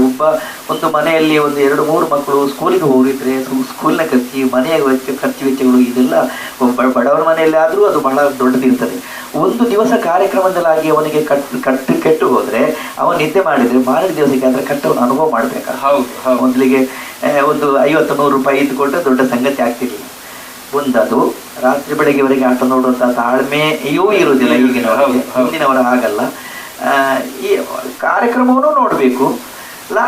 ಈ 3 ಗಂಟೆಯಿಂದ ಹೆಚ್ಚಿಗೆ ಕೂತುಕೊಳ್ಳಿದ್ದಕ್ಕೆ ಆಗುವುದಿಲ್ಲ. ಈ ಪರಿಸ್ಥಿತಿ ಒತ್ತಡದಿಂದ ಜನಗಳಿಗೆ ನಾವು ಒಳ್ಳೆಯ ಅಭಿರುಚಿಯ ಪಾತ್ರವನ್ನು ಅಥವಾ ಒಂದು ಕಾರ್ಯಕ್ರಮ ಕೊಡೋದಕ್ಕೆ ಬೇಕಾಗಿ 3 ಗಂಟೆಯ 3:30 ಗಂಟೆಯನ್ನು ಅತಿ ಉತ್ತಮ ರೀತಿಯಿಂದ ಅವರಿಗೆ ಮಾಡಿ ತೋರಿಸುವುದು ಬಹಳ ಉತ್ತಮ.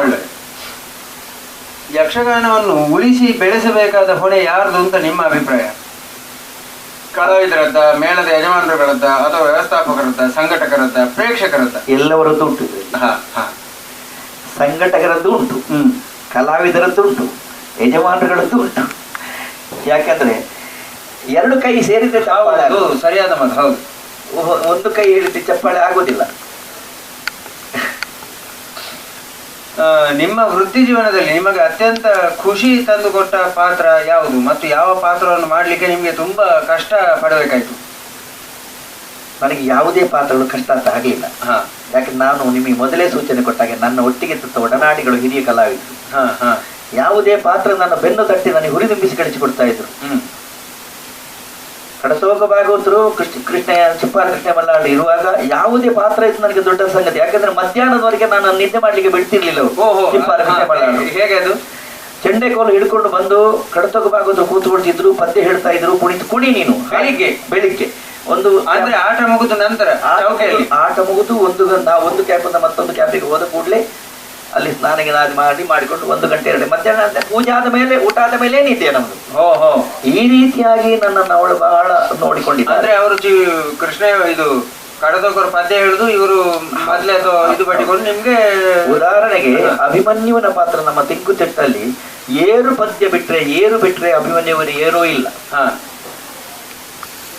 ಆ ಅಭಿಮನ್ಯುವಿಗೂ ಒಂದು ಕರುಣಾರಸ ಇದೆ, ಅವನಿಗೂ ಒಂದು ದುಃಖ ರಸ ಇದೆ, ವೀರರಸ ಇದೆ ಎಂಬ ಈ ರಸವನ್ನು ಸ್ವಾದಿಸಕ್ಕೆ ಅವನು ಮಾಡಿಕೊಟ್ಟವರು ಕಡತೋಗ ಮಂಜುನಾಥ ಭಾಗವತರು. ತಂದೆಯಲ್ಲಿ ದೊಡ್ಡಪ್ಪನಿಂದ ಅಪ್ಪಣೆ ಪಡ್ಕೊಂಡು ತಾಯಿಯಲ್ಲಿಗೆ ಹೋಗುವಾಗ ಅಲ್ಲಿ ಒಂದು ಆಲೋಚನೆಯ ಪದ್ಯ ಇದೆ. ಅದೇ ಇಲ್ಲಿ ಮೊದಲಾದ್ರೆ ದೊಡ್ಡಪ್ಪನಿಂದ ಅಪ್ಪಣೆ ಪಡೆದಿದ್ದೇನೆ, ನೇರವಾಗಿ ಅಮ್ಮನಲ್ಲಿ ಹೋಗ್ತೇನೆ, ಹೀಗೆ ಈಗ ಹಾಗಲ್ಲ. ಅಲ್ಲಿ ಅವರ ಸ್ವಂತ ಸೃಷ್ಟಿ ಒಂದು ಪದ್ಯವನ್ನು ಮಾಡಿದ್ದಾರೆ. ಜನನಿಗರುಹದೆ ಪೋದೆನಾದಡೆ ನೆನೆದು ಮರುಗುವಳು ಜನನಿ, ಅದರಿಂದ ಜನನಿಯಾಲಯದೆಡೆಗೈದಿ ವಿನಯದಿಂದ ರುಹುತ್ತಲಪ್ಪಣೆ ಪಡೆದು ನಡೆವೆ ಶೀಘ್ರದಲ್ಲಿ. ಇದು ಕಡತೋಗ ಭಾಗವತರ ಪದ್ಯ. ಅದನ್ನು ನಾವು ಏನು ಮಾಡಿದ್ರೆ ಒಂದು ಚರಣವನ್ನು ಭಾಗವತರು ಹೇಳುದು, ಒಂದು ಚರಣವನ್ನು ನಾನು ಹೇಳುದು, ಈ ರೀತಿಯಾಗಿ ಅದನ್ನು ಬಹಳ ಒಳ್ಳೆ ರೀತಿಯಲ್ಲಿ ಕಡತೋಗ ಭಾಗವತರು ಕೊಂಡು ಹೋಗ್ತಿದ್ದಾರೆ. ಆ ಭಾಗವನ್ನು ತುಂಬಾ ಬೆಳೆಸಿಬಿಟ್ಟಿದ್ದಾರೆ ಕಡತೋಗ ಭಾಗವತರು. ಹಾಗಾಗಿ ಭಾಗವತರುಗಳ ಸಹಕಾರ ಇಲ್ಲದೆ ಯಾವುದೇ ಪಾತ್ರದ ಬೆಳೆಯುವುದಕ್ಕೆ ಸಾಧ್ಯವೇ ಇಲ್ಲ. ಇದು ಸತ್ಯವಾದ ವಿಷಯ. ನಿಮ್ಮ ಅನಿಸಿಕೆಯಲ್ಲಿ ಹಿಂದಿನಿಂದ ಸುಮಾರು ಒಂದು 20-30 ವರ್ಷದಲ್ಲಿ ಯಕ್ಷಗಾನ ಕ್ಷೇತ್ರದಲ್ಲಿ ಯಾವ ಎಲ್ಲ ಮಾರ್ಪಾಟುಗಳು ಕಂಡು ಬರಬಹುದು? ಅದು ನಾಟ್ಯದಲ್ಲಾಗಿರ್ಬೋದು, ಬಣ್ಣಗಾರಿಕೆಯಲ್ಲಿ, ವೇಷಭೂಷಣದಲ್ಲಿ. ಬಣ್ಣಗಾರಿಕೆಯಲ್ಲಿ ಮಾರ್ಪಾಡಾಗೋದಕ್ಕೆ ಸಾಧ್ಯ ಇಲ್ಲ, ಯಾಕಂದ್ರೆ ನಾವು ಪರಂಪರೆಯವರಾದ ಕಾರಣ ಯಾವುದೇ ಮೇಕಪ್ ಮಾಡುದು ಪರಂಪರೆಯ ಬಣ್ಣಗಾರಿಕೆಯದ್ದೇ ರೇಖೆಗಳು ಬರ್ತದೆ ಹೊರತು ಬೇರೆ ಏನೂ ಇಲ್ಲ. ರೇಖೆಗಳೇ ಬೇರೆ ಬೇರೆ ರೇಖೆಗಳಿರುತ್ತೆ. ಯಾಕಂದ್ರೆ ಈಗ ಚಿತ್ರಪಟದ ಕೆಲವು ರೇಖೆಗಳನ್ನು ಕಲಿತವರು ಬೇರೆ ಬೇರೆ ರೀತಿಯ ಬಣ್ಣದ ವೇಷಗಳನ್ನು ಮಾಡ್ತಾರೆ. ಹೌದು, ಮಾಡ್ತಾರೆ. ಅದು ತಪ್ಪು ಏನಲ್ಲ. ಯಾಕಂದ್ರೆ ರಾಕ್ಷಸ ಪಾತ್ರಗಳಿಗೆ ನಮ್ಮಲ್ಲಿ ವಿಶೇಷತೆ. ಕೆಲವರು ಹೀಗೆ ಮೊದಲು ಒಂದು 4 ವರ್ಷಕ್ಕೆ ಮೊದಲು ಒಬ್ರು ಬಹಳ ತಿಳಿದವರು ಒಳ್ಳೆ ಅರ್ಥಧಾರಿ ಉಡುಪಿಯ ಕೇಂದ್ರದಲ್ಲಿ ಒಂದು ಭಾಷಣ ಮಾಡಿದಿರುತ್ತೆ. ತೆಂಕಿನವರಿಗೆ ಏನು ಗೊತ್ತುಂಟು? ತೆಂಕಿನವರಿಗೆ ಏನು ಗೊತ್ತಿಲ್ಲ. ಮುಖ ತುಂಬ ಬರೆದುಕೊಂಡು ಬರ್ತಾರೆ, ಹಾಡ್ತಾರೆ, ಬೊಬ್ಬೆ ಹಾಕ್ತಾರೆ, ಕುಣಿತಾರೆ ಅಂತ. ಈಗ ನಾನು ನಿಮ್ಮಲ್ಲಿ ಹೇಳಿದ ಹಾಗೆ ಬಡಗಿನ ನಾವು ದೂರುವುದಲ್ಲ. ತೆಂಗು ಬಡಗಿನಲ್ಲಿ ನಾನು ಕೃಷ್ಣ, ನಾನು ರಾಮ, ನಾನು ಅರ್ಜುನ ಬಾಯಿ ಬಿಟ್ಟು ಅವ ಹೇಳಬೇಕು ಪಾತ್ರವನ್ನು. ಹೌದು, ಇಲ್ಲಿದ್ರೆ ಗೊತ್ತೇ ಆಗ್ಲಿಕ್ಕಿಲ್ಲ. ನಮ್ಮಲ್ಲಿ ಸರಿಯಾಗಿ ತಿಳಿದವರಿಗೆ ಅರ್ಜುನನಿಗೆ ಮೇಕಪ್ ಬೇರೆ, ಕರ್ಣನಿಗೆ ಮೇಕಪ್ ಬೇರೆ, ತಾಮ್ರಧ್ವಜನಿಗೆ ಮೇಕಪ್ ಬೇರೆ, ರಾವಣನ ಮೇಕಪ್ ಬೇರೆ, ಮೈರಾವಣನ ಮೇಕಪ್ ಬೇರೆ. ಇಂಥ ಒಂದು ವೇಷ ಬಂದ ಕೂಡಲೇ ಇಂಥ ವೇಷ ಬಂತು, ಕೇವಲ ಮೇಕಪ್ನಲ್ಲಿ ಜನಗಳು ಗುರುತಿಸ್ತಾರೆ. ಹೌದೌದು, ಈಗ ನಮಗೆಲ್ಲ ಗೊತ್ತಾಗ್ತದೆ. ತಿಳಿದ್ರೆ ನಿಮಗೆ ಅಂತ. ಈಗ ನೀವು ಇಲ್ಲಿ ನಿಮ್ಮ ಹಿರಿಯವರ ಕಲ್ಲಿ ಹೋಗಿ ಹೇಳಿದ್ರು ಅದು ಈಗ ಅರ್ಜುನ ಬಂದ, ಈಗ ತಾಮ್ರಧ್ವಜ ಬಂದ, ಈಗ ಇಂದ್ರಜಿತ್ ಬಂತು. ಆ ಮೇಕಪ್ ಅಂತ ಹೇಳ್ತೇವೆ, ಬಾಯಲ್ಲಿ ಹೇಳಬೇಕಾಗಿಲ್ಲ. ಹೀಗಾಗಿ ಅವ್ರು ಹೇಳಿದ ಅವ್ರು ಏನು ಗೊತ್ತು, ನನಗೆ ಬಹಳ ಬೇಸರ ಆಗಿತ್ತು. ಅವ್ರು ಹೇಳಿದ, ನಾನು ಅದಕ್ಕೆ ಸರಿಯಾದ ಉತ್ತರವನ್ನು ಕೊಟ್ಟಿದ್ದೆ ನಾನು. ಆಮೇಲೆ ಹೌದು ಹೌದು ಅಂತ ಮತ್ತೆ ಬೆನ್ನು ತಟ್ಟಿದ್ರು ಅವರು. ಹೀಗಾಗಿ ಮತ್ತೆ ಪಾತ್ರಗಳು ಯಾವುದು ಕೇಳಿದ್ರೆ, ನೀವು ಒಂದು ವಿಷಯ ನಿಮಗೆ ಮೆಚ್ಚುಗೆಯಾದ ಪಾತ್ರಗಳು ಯಾವುದು ಅಂತ ಕೇಳಿದ್ರೆ, ನಾನು ಮೊದಲಿಗೆ ಹೇಳಿದ ಹಾಗೆ ನಾನು ಪ್ರಥಮವಾಗಿ ಮುಖಕ್ಕೆ ರಂಗ ಹಾಕಿದ್ದು ಕೃಷ್ಣ. ನನ್ನ ಅತಿ ಪ್ರೀತಿಯ ಪಾತ್ರವೇ ಕೃಷ್ಣ. ಆಮೇಲೆ ಅಭಿಮನ್ಯು. ಪರಶುರಾಮನ ಪಾತ್ರವನ್ನು ನಾನು ಹಾಕಿದೆ, ಯಾಕಂದ್ರೆ ಪರಶುರಾಮನ ಪಾತ್ರವನ್ನು ಬೆಳಗುವುದಕ್ಕೆ ಕಾರಣ ಕಡತೋಕವಾಗೋದು. ಆಮೇಲೆ ಲಕ್ಷ್ಮಣ. ಆಮೇಲೆ ನಾನು ಇಂದ್ರಜಿತ್ತು ಅಥವಾ ಇನ್ನುಳಿದ ರಾಜವೇಷಗಳನ್ನು ನಾನು ಮಾಡಿದ್ದೇನೆ. ಆಮೇಲೆ ನಮ್ಮ ಧರ್ಮಸ್ಥಳ ಕ್ಷೇತ್ರ ಮಹಾತ್ಮೆಯಲ್ಲಿ ಎಲ್ಲ ಪಾತ್ರಗಳನ್ನು ಮಾಡಿದ್ದೇನೆ. ನಾನು ಸ್ತ್ರೀ ಪಾತ್ರವನ್ನು ಮಾಡುತ್ತಿದ್ದೆ ಅಲ್ಲಿ, ಕನ್ಯಾಕುಮಾರಿಯ ಮಾರುವೇಷ ಅದನ್ನು ಮಾಡ್ತಿದ್ದೆ ನಾನು. ಆಮೇಲೆ ಅದರಲ್ಲಿ ಕುಮಾರಯ್ಯ ಹೆಗಡೆ ಪಾತ್ರ ಸಣ್ಣ ಪಾತ್ರ ಮಾಡ್ತಿದ್ದೆ ನಾನು, ಸಣ್ಣದಿರುವಾಗ ಅದನ್ನು ಮಾಡ್ತಿದ್ದೆ. ಆಮೇಲೆ ಎಲ್ಲ ಇದಾದ್ಮೇಲೆ ನಾನು ಧರ್ಮ ದೇವತೆಗಳಲ್ಲಿ ಅಣ್ಣಪ್ಪನ ಪಾತ್ರ ಅಂದ್ರೆ ನಾನು ನಿಜ ರೂಪವನ್ನು ಗಣಮಣಿಯ ಪಾತ್ರವನ್ನು ನಾನು ಮೊನ್ನೆವರೆಗೂ ಅದನ್ನು ಮಾಡ್ತಾ ಇದ್ದೆ ಧರ್ಮಸ್ಥಳದಲ್ಲಿ. ಯಕ್ಷಗಾನದಲ್ಲಿ ಭರತನಾಟ್ಯ ಅಥವಾ ಬಡಗುತಿಟ್ಟಿನ ಇನ್ಯಾವುದಾದ್ರೂ ಬೇರೆ ಕುಣಿತದ ಶೈಲಿಗಳು ಅವಶ್ಯಕತೆ ಇದೆ? ಖಂಡಿತ ಇದೆ. ಭರತನಾಟ್ಯದಿಂದಲಾಗಿ ನಮ್ಮ ಯಕ್ಷಗಾನಿಗೆ ತುಂಬಾ ಪ್ರಯೋಜನ ಇದೆ. ಅಭಿನಯ ಮಾಡುವುದಕ್ಕೆ, ನೃತ್ಯವನ್ನು ನಾವು ವಿಶೇಷವಾಗಿ ಅಳವಡಿಸಿಕೊಳ್ಳುವುದಕ್ಕೆ ಭರತನಾಟ್ಯ ಅತೀ ಅಗತ್ಯ ಇದೆ. ಅಂದ್ರೆ ಕಲಿತುಕೊಂಡ್ರೆ ಒಳ್ಳೇದು. ಅದರಂತೆ ಸ್ಟೆಪ್ ಅನ್ನು ಇಲ್ಲಿ ಹಾಕುದು ಅಂತಲ್ಲ. ಕಲಿಯದಿದ್ದ ಯಾವುದನ್ನು ಮಾಡೋದಕ್ಕಾಗುದಿಲ್ಲ ಬಿಡಿ. ಅದಕ್ಕೆ ನಾನು ಹೇಳಿದೆ, ಕಲಿಯದಿದ್ದನ್ನು ನಾನು ಪ್ರಯೋಗ ಮಾಡುವಾಗ ಅದು ಬೇರೆ ಕಾಣುತ್ತೆ. ಈಗ ವೃತ್ತಿ ಕಲಾವಿದರು ಬೇರೆ, ಹವ್ಯಾಸಿ ಕಲಾವಿದರು ಬೇರೆ. ಈಗ ಒಳ್ಳೆ ಹವ್ಯಾಸಿ ಕಲಾವಿದರಿದ್ದಾರೆ. ನಾವು ಯಾರನ್ನು ನಾವು ದೂರ, ಯಾಕಂದ್ರೆ ಈ ಒಂದು ವಿಷಯವನ್ನು ಹೇಳುವುದು ಬಹಳ ಅಗತ್ಯವಾಗಿ ಹೇಳಬೇಕಾದ ಹೋಯ್ತು. ಹವ್ಯಾಸಿ ಕಲಾವಿದರು ಮೇಲೆದ್ದ ಕಾರಣವೇ ವೃತ್ತಿ ಕಲಾವಿದರಿಗೆ ಸರಿಯಾದ ಒಂದು ಸ್ಥಾನಮಾನ ಸಿಕ್ಕಿದೆ. ಹೌದು. ಯಾಕೆ ಕೇಳಿದ್ರೆ, ಒಬ್ಬ ಕಲಾವಿದ ಒಂದು ಒಬ್ಬ ಹವ್ಯಾಸಿ ಕಲಾವಿದ ಎದ್ರೆ ಒಂದು ಊರಲ್ಲಿ ಒಂದು ಪಾತ್ರ ಉಂಟುತ್ತಿದ್ರೆ ಅವನ ಸಂಬಂಧಿಕರು ಅಥವಾ ಅವನ ಮಿತ್ರವರ್ಗರು ಎಲ್ಲ ಯಕ್ಷಗಾನ ನೋಡೋದಕ್ಕೆ ಬರ್ತಾರೆ. ಹೌದು, ಇದು ನಮಗೆ ದೊಡ್ಡ ಕೊಡುಗೆ. ಹೌದು, ಹೊಸ ಪ್ರೇಕ್ಷಕ ವರ್ಗದ ಸೃಷ್ಟಿ ಆಗ್ತದೆ. ಆದ್ರಿಂದ ಹವ್ಯಾಸಿ ಕಲಾವಿದರ ಕೊಡುಗೆ ನಮಗೆ ತುಂಬಾ ಇದೆ. ಈಗ ಅವರು ಹವ್ಯಾಸಿ ಕಲಾವಿದ ಅಂತ ಹೇಳೋದಕ್ಕೆ ಆಗುದಿಲ್ಲ, ಯಾಕಂದ್ರೆ ಮಾತಾಡೋದಕ್ಕೆ ಸರಿಯಾಗಿ ಹೋದ್ರೆ ವೃತ್ತಿ ಕಲಾವಿದರಿಂತಲೂ ಹೆಚ್ಚಿನ ಕಲಾವಿದರು, ಒಳ್ಳೆ ಕಲಾವಿದರು ಇದ್ದಾರೆ ಈಗ. ಚೌಕಿಯಲ್ಲಿನ ವಾತಾವರಣದಲ್ಲಿ ಇಂದಿಗೂ ನಿನ್ನೆಗೂ ಬಹಳಷ್ಟು ವ್ಯತ್ಯಾಸ ಏನಾದ್ರೂ ಉಂಟಾ? ಖಂಡಿತ ಉಂಟು. ಈಗ ಉದಾಹರಣೆಗೆ ನಾವು ಬಾಕಿ ಕಟೀಲು ಮೇಳವಾಗಲಿ ಧರ್ಮಸ್ಥಳ ಮೇಳವನ್ನಾಗಲಿ, ನಮ್ಮ ಚೌಕಿ ಅಂತ ಹೇಳಿದ್ರೆ ಅದು ದೇವಸ್ಥಾನವೇ. ಹೌದು, ಅದು ನಾವು ಹೇಳಲಿಕ್ಕೆ ಬೇರೆ ಏನಿಲ್ಲ. ಧರ್ಮಸ್ಥಳ ಮೇಳದಲ್ಲಿ ಹಾಗೆ, ಕಟೀಲು ಮೇಳಲ್ಲಿ ರಂಗಸ್ಥಳದಲ್ಲಿ ಚೌಕಿ ಒಳಗೆ ಬೀಡಿ, ಸಿಗರೇಟು ಮತ್ತು ಯಾವ ತಾಂಬೂಲ ಯಾವುದನ್ನೂ ಚೌಕಿ ಒಳಗೆ ಉಪಯೋಗ ಮಾಡಬಾರದು. ಇದು ಮಾಡಬೇಕು, ನಿಶ್ಶಬ್ದವಾಗಿರಬೇಕು. ಹಿರಿಯರಿಗೆ, ಕಿರಿಯರಿಗೆ, ಕಲಾವಿದರಿಗೆ ಗೌರವವನ್ನು ಕೊಟ್ಟುಕೊಂಡು ನಡೆಯುವಂಥ ಒಂದು ಪರಿಸ್ಥಿತಿ ಇತ್ತು. ಈಗ ಸ್ವಲ್ಪ ಕೆಳಗಿಳಿದೆ. ಅದರ ಬಗ್ಗೆ ನೀವು ಕೇಳಬಾರದು, ನಾನು ಅದನ್ನು ಹೇಳುವುದಿಲ್ಲ. ಈಗ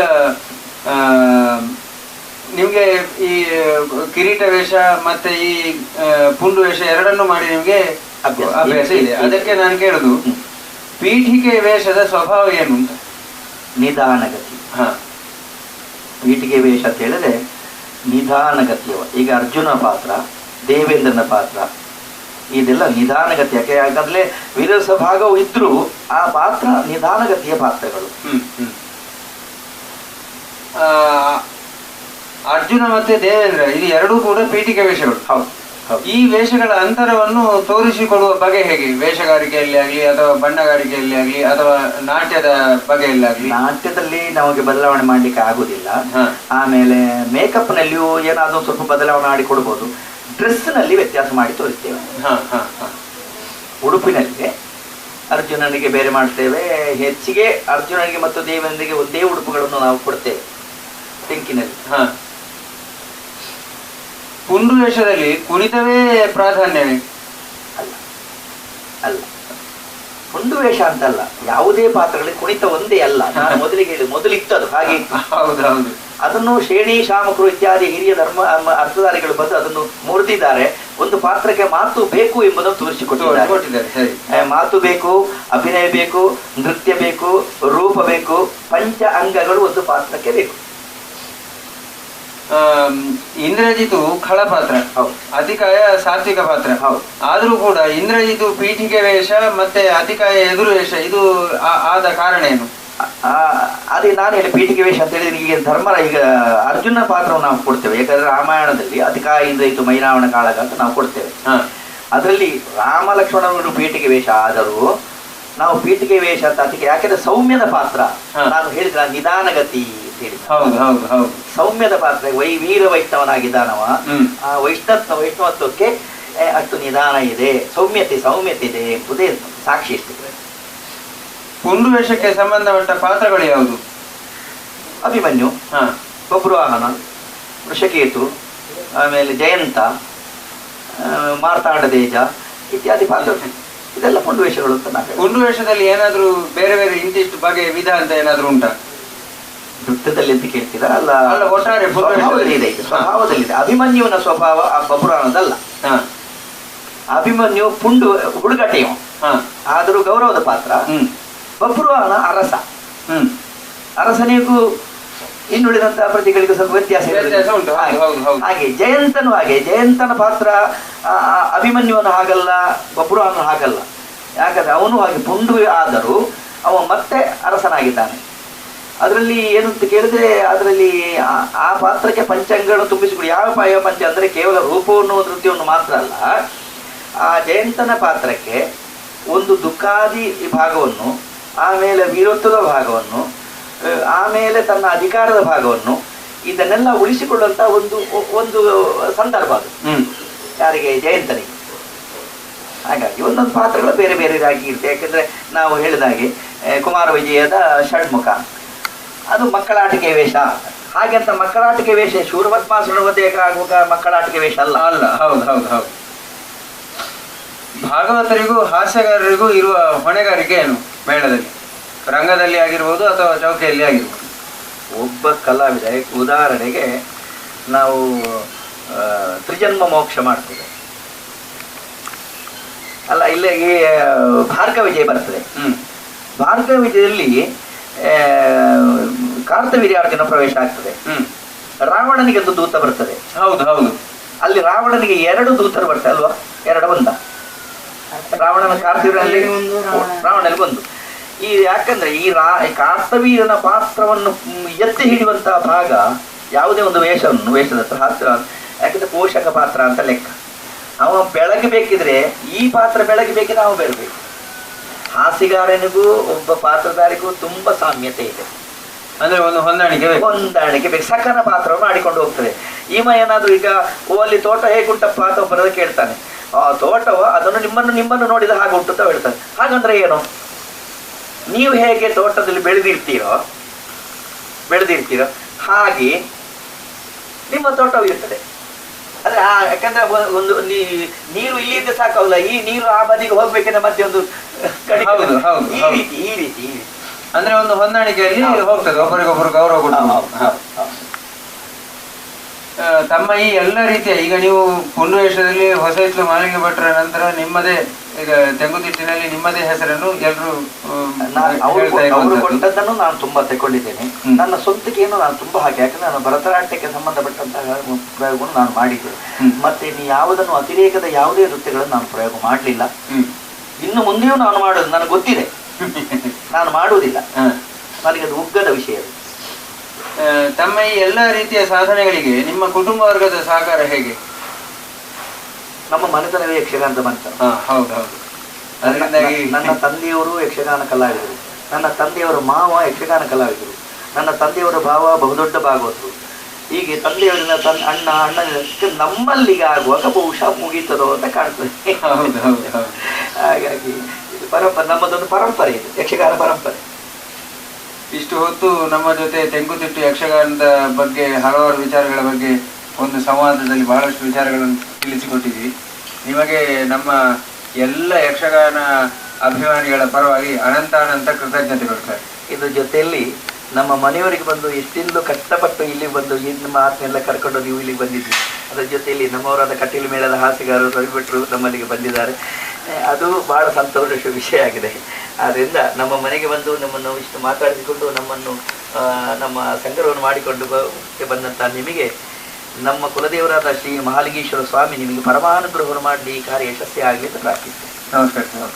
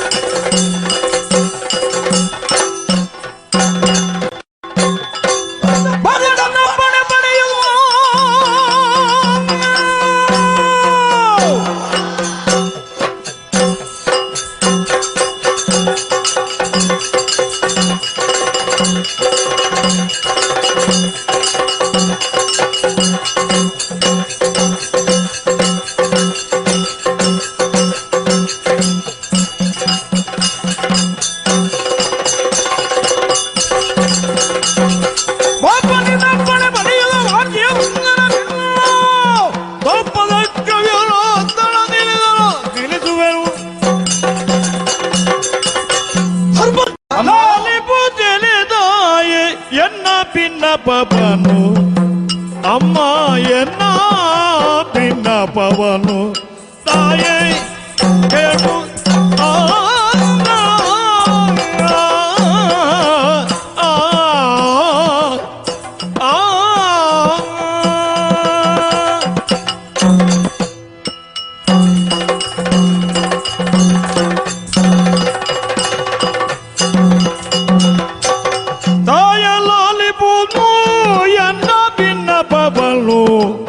ಅಮ್ಮ ಕೇಳು ಅಮ್ಮ ಕೇಳು ಕೇಳಮ್ಮ ಓ ಕುಳ ಕೌರವರಲ್ಲಿ ಸಂಗರ ದೊರಕಿದು ಕುಳ ಕೌರವರಲ್ಲಿ ಸಂಗರ ದೊರಕಿದು ಅಮ್ಮ ಕೇಳು ಓ ಕುಳ ಕೌರವರಲ್ಲಿ ಸಂಗರ ದೊರಕಿದು ತಾಯಿಗೆ ತಾಯ ಕೇಳು ಅಮ್ಮ ಕೇಳು ಲಲಿಪುದೆಲೆದಯ ಎನ್ನ ಭಿನ್ನಪವನು ಅಮ್ಮ ಕೇಳು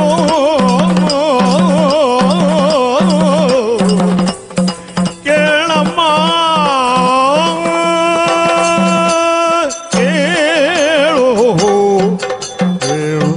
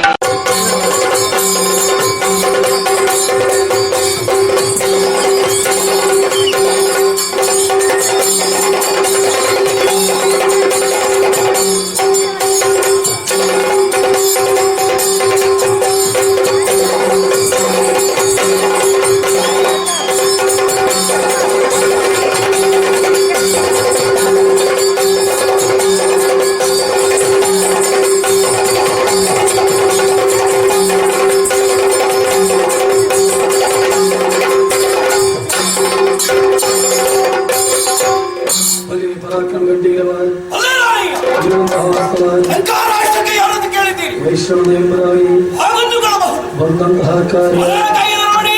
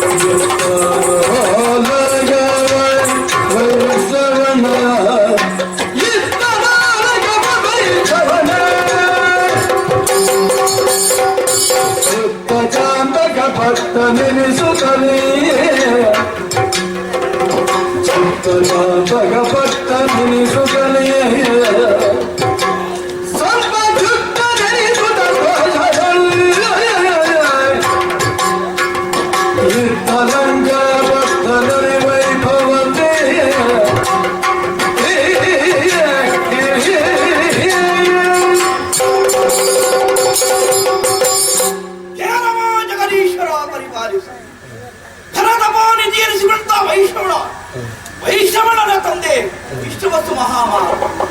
ಆ ವಿಷ್ಣುವಸ್ತು ಮಹಾನವರು ಯಾರು ಬ್ರಹ್ಮನಿಗೆ ಉಪಬ್ರಹ್ಮನಿಸಿಕೊಂಡಂತಹ ಮಹಾನುಭಾವರು. ಅವರ ಪ್ರೀತಿಯ ಸುಕುಮಾರ ವೈಷ್ಣವನ ಎಂಬಂತ ಅದ್ಭುತಾನ ಮೆರೆಯುತ್ತಾ ಇದ್ದೇವೆ. ಇದ್ದಕ್ಕಿದ್ದ ಹಾಗೆ ಪುತ್ರ ಮಹಾಶಯರು ನೇರವಾಗಿ ಕರೆದು ಕೇವಲ ಮನುಷ್ಯನಾದವನು ಬೆಳೆಯುವುದು ಮಾತ್ರವಲ್ಲ, ಮನುಷ್ಯನಿಗೆ ಮನುಷ್ಯತ್ವ ಬರಬೇಕಿದ್ರೆ, ಅವರಿಗೊಂದು ಶೋಭೆ ಬರಬೇಕಿದ್ರೆ ಯಾವುದಾದ್ರೂ ಒಂದು ಉತ್ತಮವಾದ ಗುಣ ಬೇಕು, ಅಲ್ಲದೆ ಅಧಿಕಾರ ಬೇಕು. ಹೀಗೆ ಹೇಳುತ್ತಾ ನಮ್ಮ ತಂದೆಯವರು ನೇರವಾಗಿ ಕರೆದರು. ಮಗನೇ, ಲಂಕಾ ರಾಷ್ಟ್ರದ ಅಧಿಕಾರಿ ನೀನಾಗಬೇಕು. ಹೀಗೆ ಕೇಳಿದ್ರು. ಇದೇನು ಅನಾಮಧೀಯವಾಗಿದ್ದಂತಹ ರಾಷ್ಟ್ರವೇನೂ ಅಲ್ಲ, ಯಾಕೆ ನನಗೆ ಕೊಡಬೇಕು? ಹೀಗೆ ಕೇಳಿದಾಗ ನಮ್ಮ ಪಿತೃ ಮಹಾಶಯಗಳಿಂತ ವಿಷಯ ಇತ್ತೆ. ರಾಜ್ಯದ ವಾಸಸ್ಥಾನವೆಸಿಕೊಂಡಂತಹ ಈ ಲಂಕೆ ಹಿಂದೆ ಆಡಳಿತ ಮಾಡಿಕೊಂಡು ಬಂದರು ರಾಕ್ಷಸರೇ ಹೌದು. ಮಾರಿ ಸುಮಾರಿ ಮಲ್ಯವಂತರವಂತಹ ರಾಕ್ಷಸರು ಆಳ್ವಿಕೆ ಮಾಡಿಕೊಡ್ತಾ ಇದ್ರು.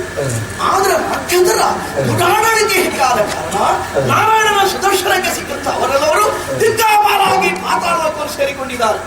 ಆದ್ರಿಂದ ಆಶ್ರಯವಿರುತ್ತ ಈ ರಾಷ್ಟ್ರವನ್ನು ನೀನೇ ಆಳುತ್ತಾ ಬರಬೇಕು. ಹೀಗೆ ನಮ್ಮ ತಂದೆಯವರು ಆಜ್ಞೆ ಆಯಿತು. ಅವರ ಹಂಪಡೆಯನ್ನು ಪಡೆದುಕೊಂಡು ಸಮೃದ್ಧಿಯಿಂದ ಸಂಪತ್ತಿನ ಸೇರಿದಂತ ಈ ಲಂಕಾರಾಷ್ಟ್ರ ಅಧಿಕಾರಿಯಾಗಿದ್ದೇನೆ. ಶಿವನ ಪೂರ್ಣಾನುಗ್ರಹ ನಮಗಿದೆ.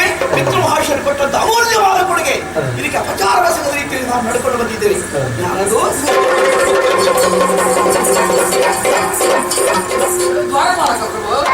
ಗೊತ್ತಾಯಿತು?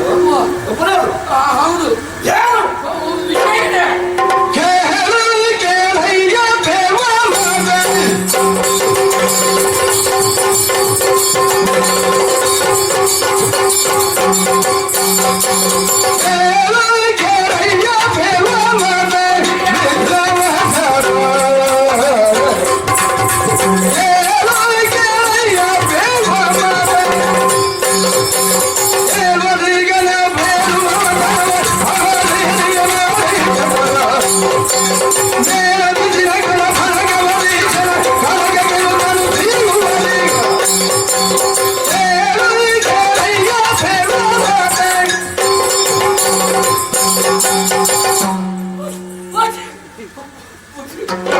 ಉಸಿರು ಕಟ್ಟಬೇಕು.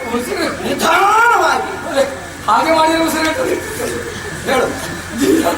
ಉಸಿರು ಕಟ್ಟ ಪ್ರಸಂಗಕ್ಕೆ ಇಳಿದಾರು.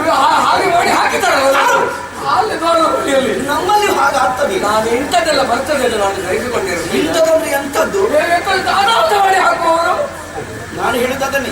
ನೀನು ಒಬ್ಬನೇ ಇರಬೇಕು ಸರಿಯಾಗಿ. ಬೇರೆ ಯಾರನ್ನು ಜೊತೆಗೆ ಸೇರಿಸಿಕೊಳ್ಬೇಡ. ಸೇರಿಸಿಕೊಂಡ್ರೆ ಸಂಸಾರ ಹೀನತೆ ಇಲ್ಲಂತ ಒಂದು ವ್ಯಕ್ತಿಗಳಾಗ್ತಾರೆ.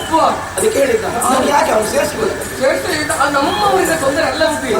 ನಮಗೆ ಯಾರಿಂದ ತೊಂದರೆ ಬರ್ಲಿಕ್ಕಿಲ್ಲ. ನಮಗೊಂದು ತಲೆ ಬಿಸಿ ಇಲ್ಲದೆ ಒಂದು ಜೀವನ ಸಾಗಿಸುವುದು ನಾನು ತಿಳ್ಕೊಂಡಿದ್ದೆ. ಹೌದಾ? ಆದ್ರೆ ನಮಗೆ ಬಾಧೆ ಕೊಡುವವರು ಹುಟ್ಟಿಕೊಂಡಿದ್ದಾರಲ್ಲ. ಸತ್ತವಲ್ಲ, ಪ್ರೇತ ಬಾಧೆ ಅಲ್ಲ. ಮತ್ತೆ ಏನು ಬಾಧೆ? ಜೀವ ಇದ್ದವರೇ ನಮ್ಮ ಊರಿಗೆ ಬಂದಿದ್ದಾರೆ. ಜೀವ ಇದ್ದವರು ನಮ್ಮ ಊರಿಗೆ. ಹೌದು.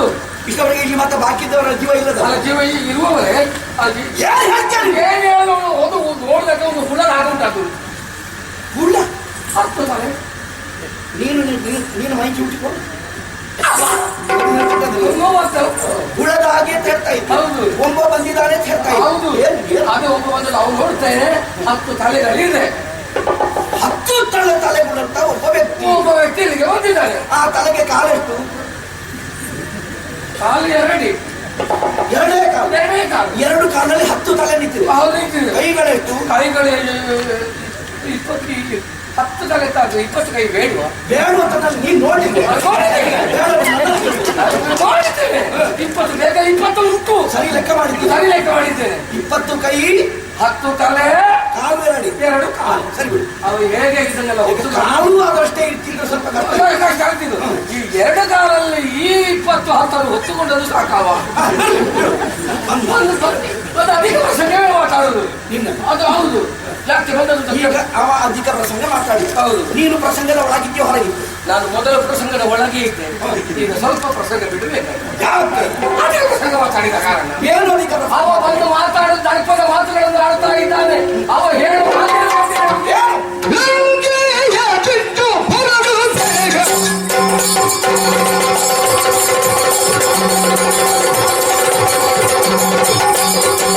ಲಂಕೆಯ ಬಿಟ್ಟು ಹೊರಡು ಬೇಗ.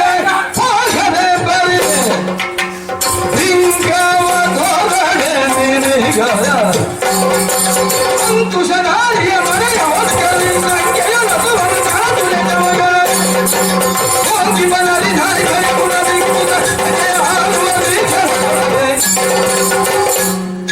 ಕೇಳು ಕೇಳಯ್ಯ ದೇವ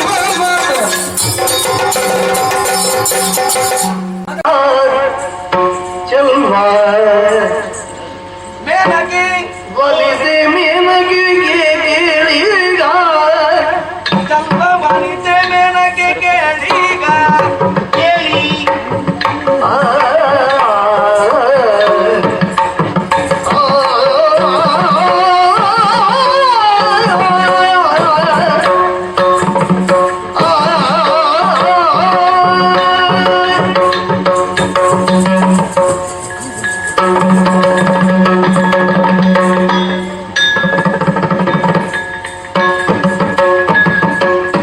ಏನಲೆಂದ ಮಾಸದಯಾಗ ಚೆಲ್ವ ಒಲಿದೆ ಮೇನಗೆ ಕೇಳಿಗ. ಹೇಳಗ ಚೆಲ್ವ ಒಲಿದೆ ಮೇನಗೆ ಕೇಳಿಗ. ಈಗ ಕೇಳು. ಈಗ ಹೇಳಿ. ಮುನಿಪನ ಪ್ರಪ ಕೇಳಿದಲು ಸಹಾಯವ ಮಾಡ್ಬೆ. ಇರೇನು? ಮುನಿಪನ ತಪ ಕೆಡಿಸಲು ಸಹಾಯವ ಮಾಡ್ಬೆ. ನಾನೇ ನಾನಲ್ಲ. ನಿನಗೀಗ ಭೀತಿಯು ಬೇಡವೆಂದೆನ್ನುತ್ತದೆ. ಇವನೆಂದ ಆಶದಯಾಗ ಚೆಲ್ವ ಒಲಿದೆ ಮೇನಗೆ ಕೇಳಿಗ.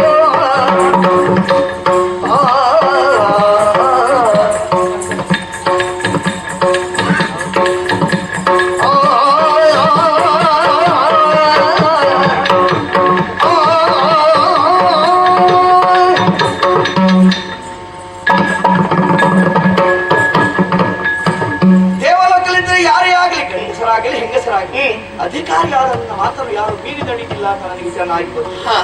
ಭಯ ಎಂಬುದು ಯಾರನ್ನು ಬಿಟ್ಟು ಹಾಕುವುದಿಲ್ಲ. ಧರ್ಮಕ್ಕೆ ಯಾಕೆ ಯಾರ ಬಾಯಿ ಬಿಟ್ಟು ಸಾಯಬೇಕು ಎನ್ನುವಂತ ಭಾವನೆ ಪ್ರತಿಯೊಬ್ಬರಿಗೆ ಇರ್ತದೆ. ನೀನು ಹೇಳಿದಂತ ಮಾತನ್ನು ಕೇಳಿದಾಗ ಸ್ವಲ್ಪ ನೆನಪಾಗಿ ಹೋಯಿತು. ಏನು? ಹೌದು, ಕರಬಲವಂತನು. ಹೌದು, ಅವನ ಮಹತ್ವ ಏನು ಅಂತ ನಾನೇ ತಿಳ್ಕೊಂಡಿದ್ದೇನೆ. ನಿಮಗೆ ಅನುಭವ ಆಗಿದೆ. ಸರಿ, ಆದ್ದರಿಂದ ನಾವು ಹೆಜ್ಜೆ ಇಡುವಾಗ ಆಲೋಚನೆ ಮಾಡಬೇಕು. ನೀನು ಭೀತಿ ಪಡಬೇಕಾದಿಲ್ಲ. ಅವನ ತಪಸ್ಸು ಕೆಡಿಸಲ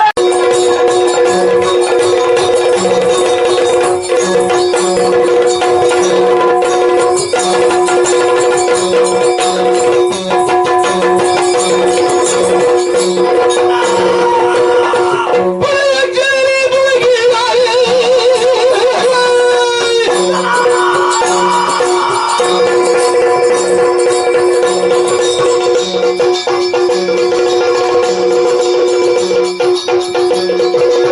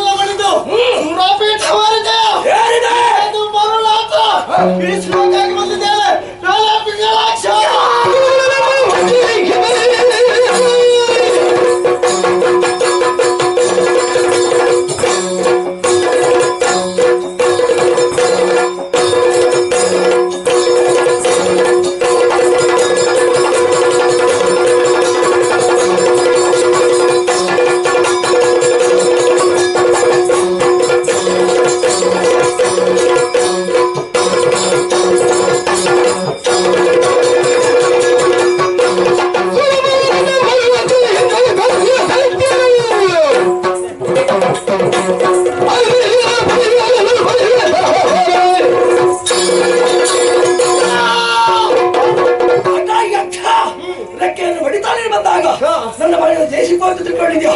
ದೇವೇಂದ್ರ ಸಲ್ಲಿಸುತ್ತ ನನಗೆ ನೀನು ಯಾವ ಲಕ್ಷವ ನಿನ್ನ ಎಡಗಾಲಿದು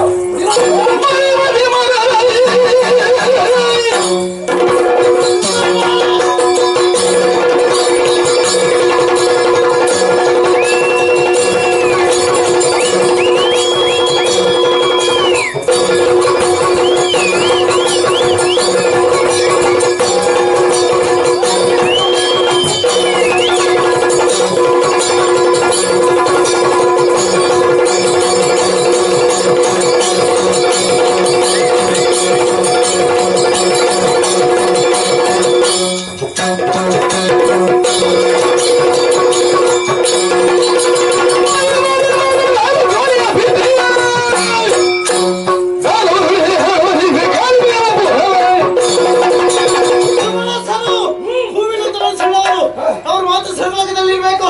ನೀನು ಹಾಗ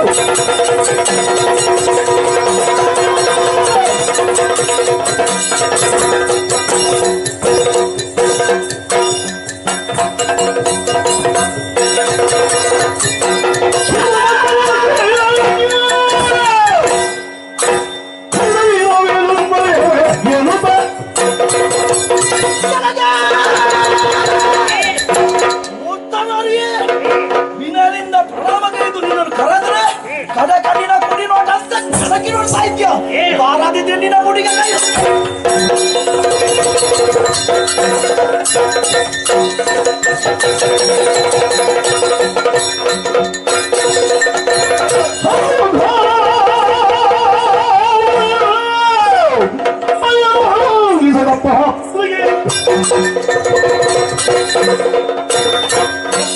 ಅದೆಷ್ಟೋ ಹೊತ್ತಿನಿಂದ ಬಳಗವನ್ನು ಮಾಡುತ್ತಿದ್ದವಳು ನಾನು. ಈ ಮನಸ್ಸಿಗೇನೋ ಒಂದು ರೀತಿಯ ಆಯಾಸವನ್ನು ಪರಿಹರಿಸುವುದಕ್ಕಾಗಿ ನನ್ನ ಈ ದೇಹವನ್ನೇ ಕುಲುಕಿಸಿ ಸಪ್ತ ಮಾತ್ರಿಕೆಗಳ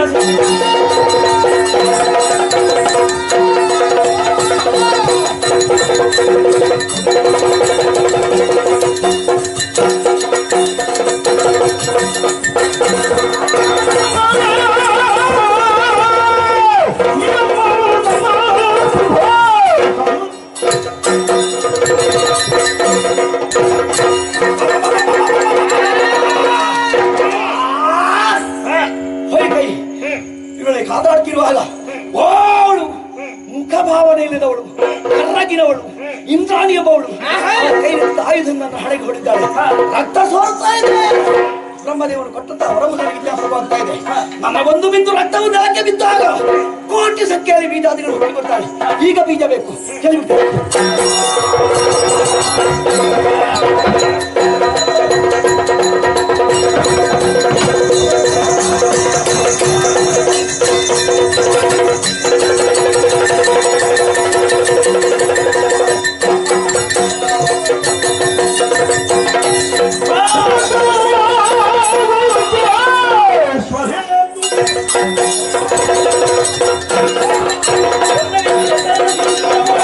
ಅದೆಷ್ಟು ಅಸುರವೀರಾದಿಗಳನ್ನು ಹುಟ್ಟಿದ್ದಾನೆ. ಆದರೆ ಇವನನ್ನು ಕೊಲ್ಲುವುದು ಹೀಗಲ್ಲ. ಒಂದು ಬಿಂದು ರಕ್ತವು ಸೋಕರಂತೆ ರಕ್ತೇಶ್ವರಿಯಾಗಿರುವುದು.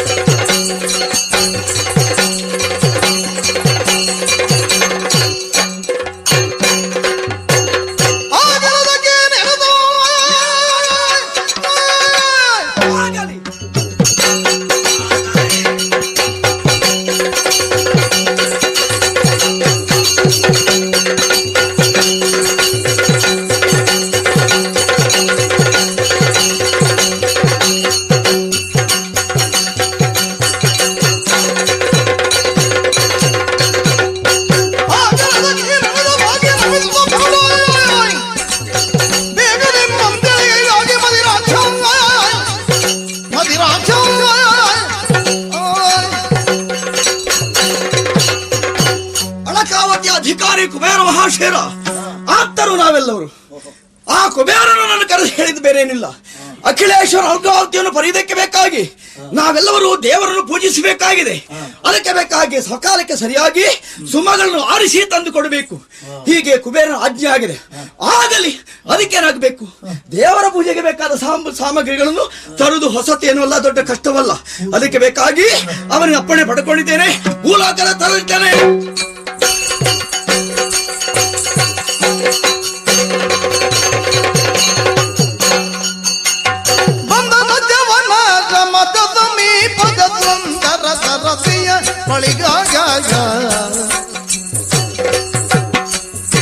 ಅಂದದೊಳರಳಿದ ಹೊಂದವರೆಗಳ ಬೃಂದವ ಕಂಡದಿ ಮುದವಂತ. ಅಂದದೊಳರಳಿದ ಹೊಂದವರೆಗಳ ಬೃಂದವ ಕಂಡದಿ ಮುದವಂತ. ಬಂದನು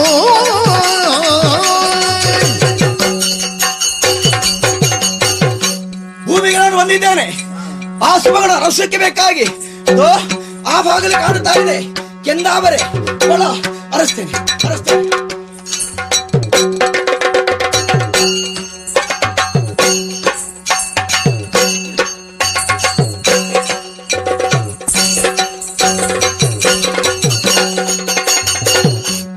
ಈಕ್ಷಿಸಿದ ಮದಿರಾಯ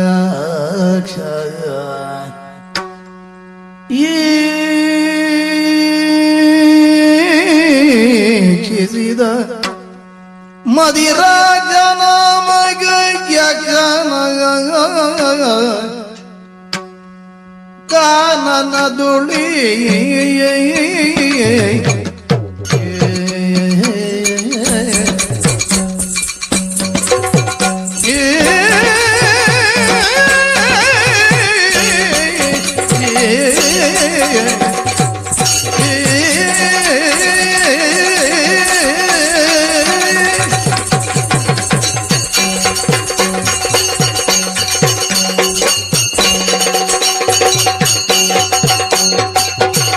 ಈಕ್ಷಿಸಿದ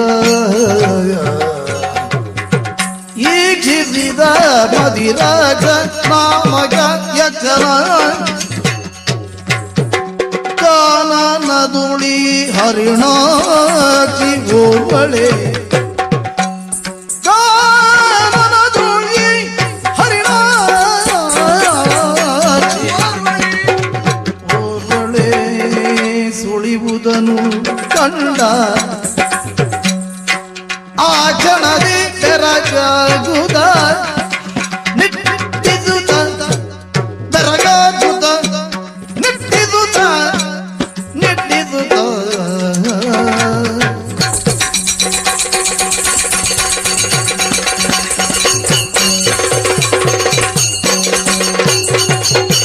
ಅಮರ ಕಲ್ಲಿಗೆಯನ್ನು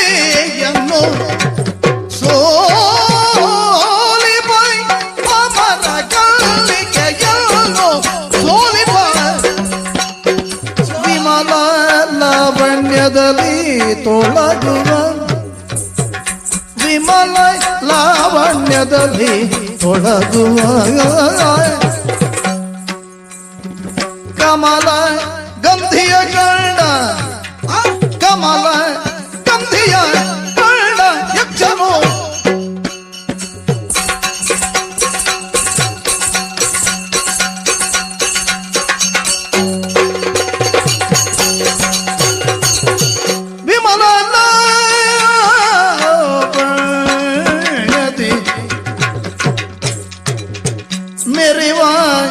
ತೊಳಗುವ ಕಮಲ ಗಂಧಿಯ ಕಂಡ ಯಜ್ಜನು ಸಮಯೊಳಾದವು ಮೋಯಗೆ ಮನವ ತೆತ್ತೋ ಕೋಮಲೆ ನೀನಾರೆಲೆ ಬೇಳೆಲೆ ಪಾಲಿ ಕೋಮಲೆ ನೀನಾರೆಲೆ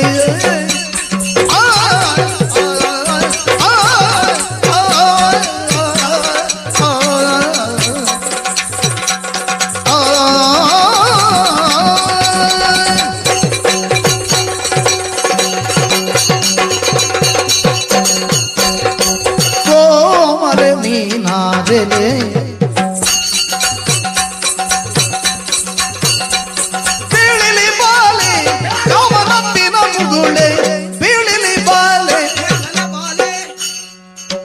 ಕಾಮ ನಂಬಿನ ಮುಗುಳೆ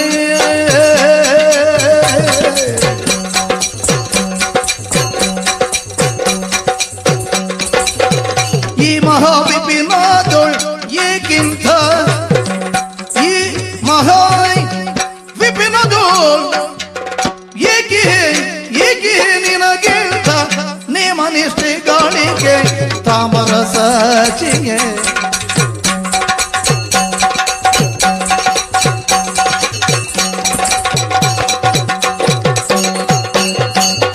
ಕೋಮಲೆ ನೀನಾರಿಲೆ ಬೇಳಿಲಿ ಬಾಲಿ ಕಾಮನಂಬಿನ ಮುಗುಳೆ ಕಾಮನಂಬಿನ ಮುಗುಳೆ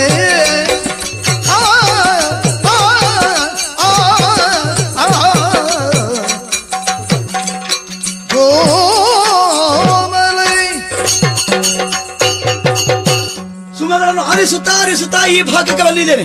ಅರೆ ಎಲ್ಲ ಸುಮಗಳನ್ನು ಆರಿಸುತ್ತಾ ಈ ಭಾಗಕ್ಕೆ ಬಂದ್ರೆ ಓ ಆ ಭಾಗದಲ್ಲಿ ಒಬ್ಬಾಕೆ ತರುಣಿ ಮಣಿಯು ಗೋಚರಿಸ್ತಾ ಇದ್ದಾಳೆ. ಬಾಬಾ, ಎಂಥ ರೂಪು, ಎಂಥ ವೈಖರಿ, ಎಂಥ ಭಿನ್ನಾಣ. ಇದು ಭಯಂಕರವಾದ ಕಾಡು. ಈ ಕಾಡು ಪ್ರದೇಶದಲ್ಲಿ ಸುಂದರಾಗಿ ಪಡಿತಾಳಲ್ಲ. ಸುಮಗಳನ್ನು ಆರಿಸಕ್ಕೆ ಬೇಕಾಗಿ ಬಂದವನಿಗೆ ಈ ಸುಮಕೋಪನ್ನು ಕಾಡುವುದಕ್ಕಾಯಿತಲ್ಲ. ಹಬ್ಬ, ಎಂಥ ಚಂದ. ನಾವು ಸರ್ಕಲಾಕಾರದಂತ ನಾರಿಯನ್ನು ಬೇಕಾಶ ನೋಡಿದವರು. ಒಬ್ಬೊಬ್ಬರು ಒಂದೊಂದು ರೀತಿಯ ರೂಪವನ್ನು ಹೊಂದಿಕೊಂಡಿದ್ದಾರೆ, ಒಂದೊಂದು ರೀತಿಯ ವೈಯಾರವನ್ನು ತೋರಿಸ್ತಾ ಇದ್ದಾರೆ, ನೃತ್ಯಗಾರಿಕೆ ಆಗಿದ್ದಾರೆ. ಆದ್ರೆ ಇವಳು ಅವಳಲ್ಲ, ಯಾರೂ ಅಲ್ಲ. ಅವರಲ್ಲಿ ಯಾರೆಯಲ್ಲಿಯೂ ಇಲ್ಲಂತ ರೂಪ ಇವಳಲ್ಲಿದೆ. ಹಾಗಿದ್ರೆ ಯಾರು ಕೇಳೋಣ. ಇಲ್ಲಿದ್ದಾಳಲ್ಲ, ಓ ಬಾಲೆ ಸುಂದರಾಂಗಿ, ಈ ವನದ ಮಧ್ಯದಲ್ಲಿ ನೀನೊಬ್ಬಳೆ ಇದ್ದೀಯಲ್ಲ, ನೀನ್ ಯಾರು? ಈ ಪ್ರದೇಶದಲ್ಲಿ ನೀನೊಬ್ಬಳೆ ಇಲ್ಲಿ ತಿರುಗುತ್ತಾ ಇರಬೇಕಿನ ಕಾರಣವೇನು? ನೀನು ಎಲ್ಲಿಂದ ಬಂದವಳು? ಭೂಮಿಯಿಂದ ಹೊಡೆದ ಮೇಲೆ ಬಂದವಳೆ ಅಲ್ಲ, ಆಕಾಶದಿಂದ ಕೆಳಗಿದ್ದ ಬಂದವಳೆ? ಹಾಗೆ ನಿನ್ನ ನೋಡಿದ ಕೂಡಲೇ ಕುತ್ತಿಗೆಯಲ್ಲಿ ಕರಿಮಣೆಯನ್ನು ಕಾಣಿಸ್ತಾ ಇದೆ. ಬಹುಶಃ ನಿನಗೆ ಮದುವೆ ಆಗಿರ್ಬೇಕು. ಮದುವೆ ಆದ ದಿನ ಆ ಗಂಡ ಯಾರು, ಅವ ಎಲ್ಲಿದ್ದಾನೆ, ನೀನ್ ಯಾಕೆ ಬಂದಿದ್ದಿ? ಈ ವಿಷಯ ಎಲ್ಲ ಸವಿಸ್ತಾರವಾಗಿ ಹೇಳ್ತೀಯ? ಅರೆನ್ನ ನುಡಿದುವಾಗ ಪುರುಷ ನೀಲಾಲಿದು ಭೂರಿ ಮಹಿಮಾನಿನ್ನ ಪತಿಯೋಗೋ ಆದ ಶಿವರ ಚವನನ ಪಾದ ಶಿವಿಯಾಯಿ ಓರಂತೆ ಗೈವೆ ನೀ ಮೊದಲೇ ಓರಂತೆ ಗೈವೆ ನೀ ಮೊದಲೇ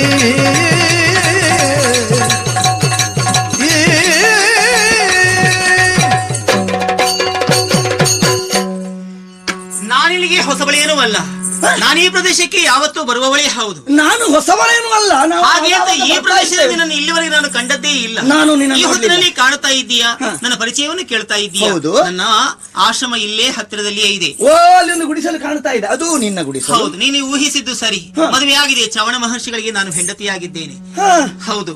ಆದ್ದರಿಂದ ನಾನು ಅವರ ಹೆಂಡತಿ, ಮಹರ್ಷಿಗಳ ಹೆಂಡತಿ. ನಾನು ಚವನನ ಹೆಂಡತಿ? ಹೌದು. ಅಯ್ಯೋ, ನಿನ್ನ ಏನ ಬಡ ನಡುವಿನ ಬೆಡಗಿ, ಬಡ ನಡುವಿನ ಬೆಡಗಿ, ಬಡ ನಡುವಿನ ಬೆಡಗಿ,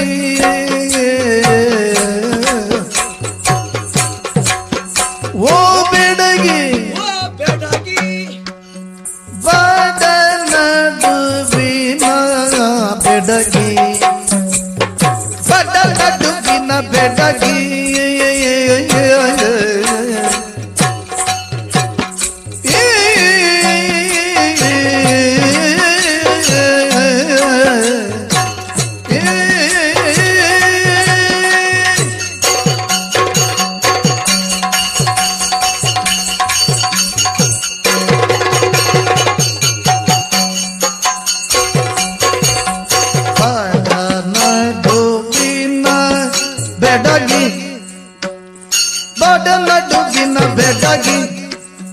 ಬಡ ನಡುವಿನ ಬೆಡಗಿ, ಬಡ ನಡುವಿನ ಬೆಡಗಿ, ಬಡ ನಡುವಿನ ಬೆಡಗಿ,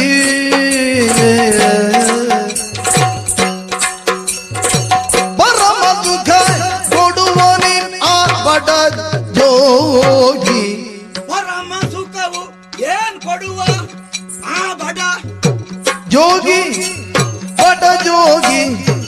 ಜೋಗಿ ಜೋಗಿ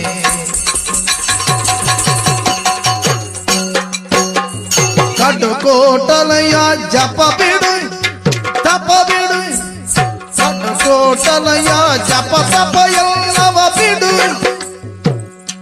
ನೀನು ಎನ್ನಲ್ಲಿ ಮನಸಿಡು ಮನಸಿಡು ಎನ್ನಲ್ಲಿ ಮನಸಿಡು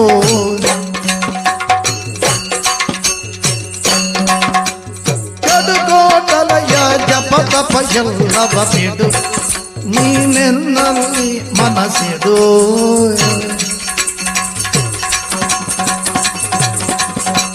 ಬಡನಡುವಿನ ಬೆಡಗಿ ಪರಮ ಸುಖ ಕೊಡುವನೆ ಬಡ ಜೋಗಿ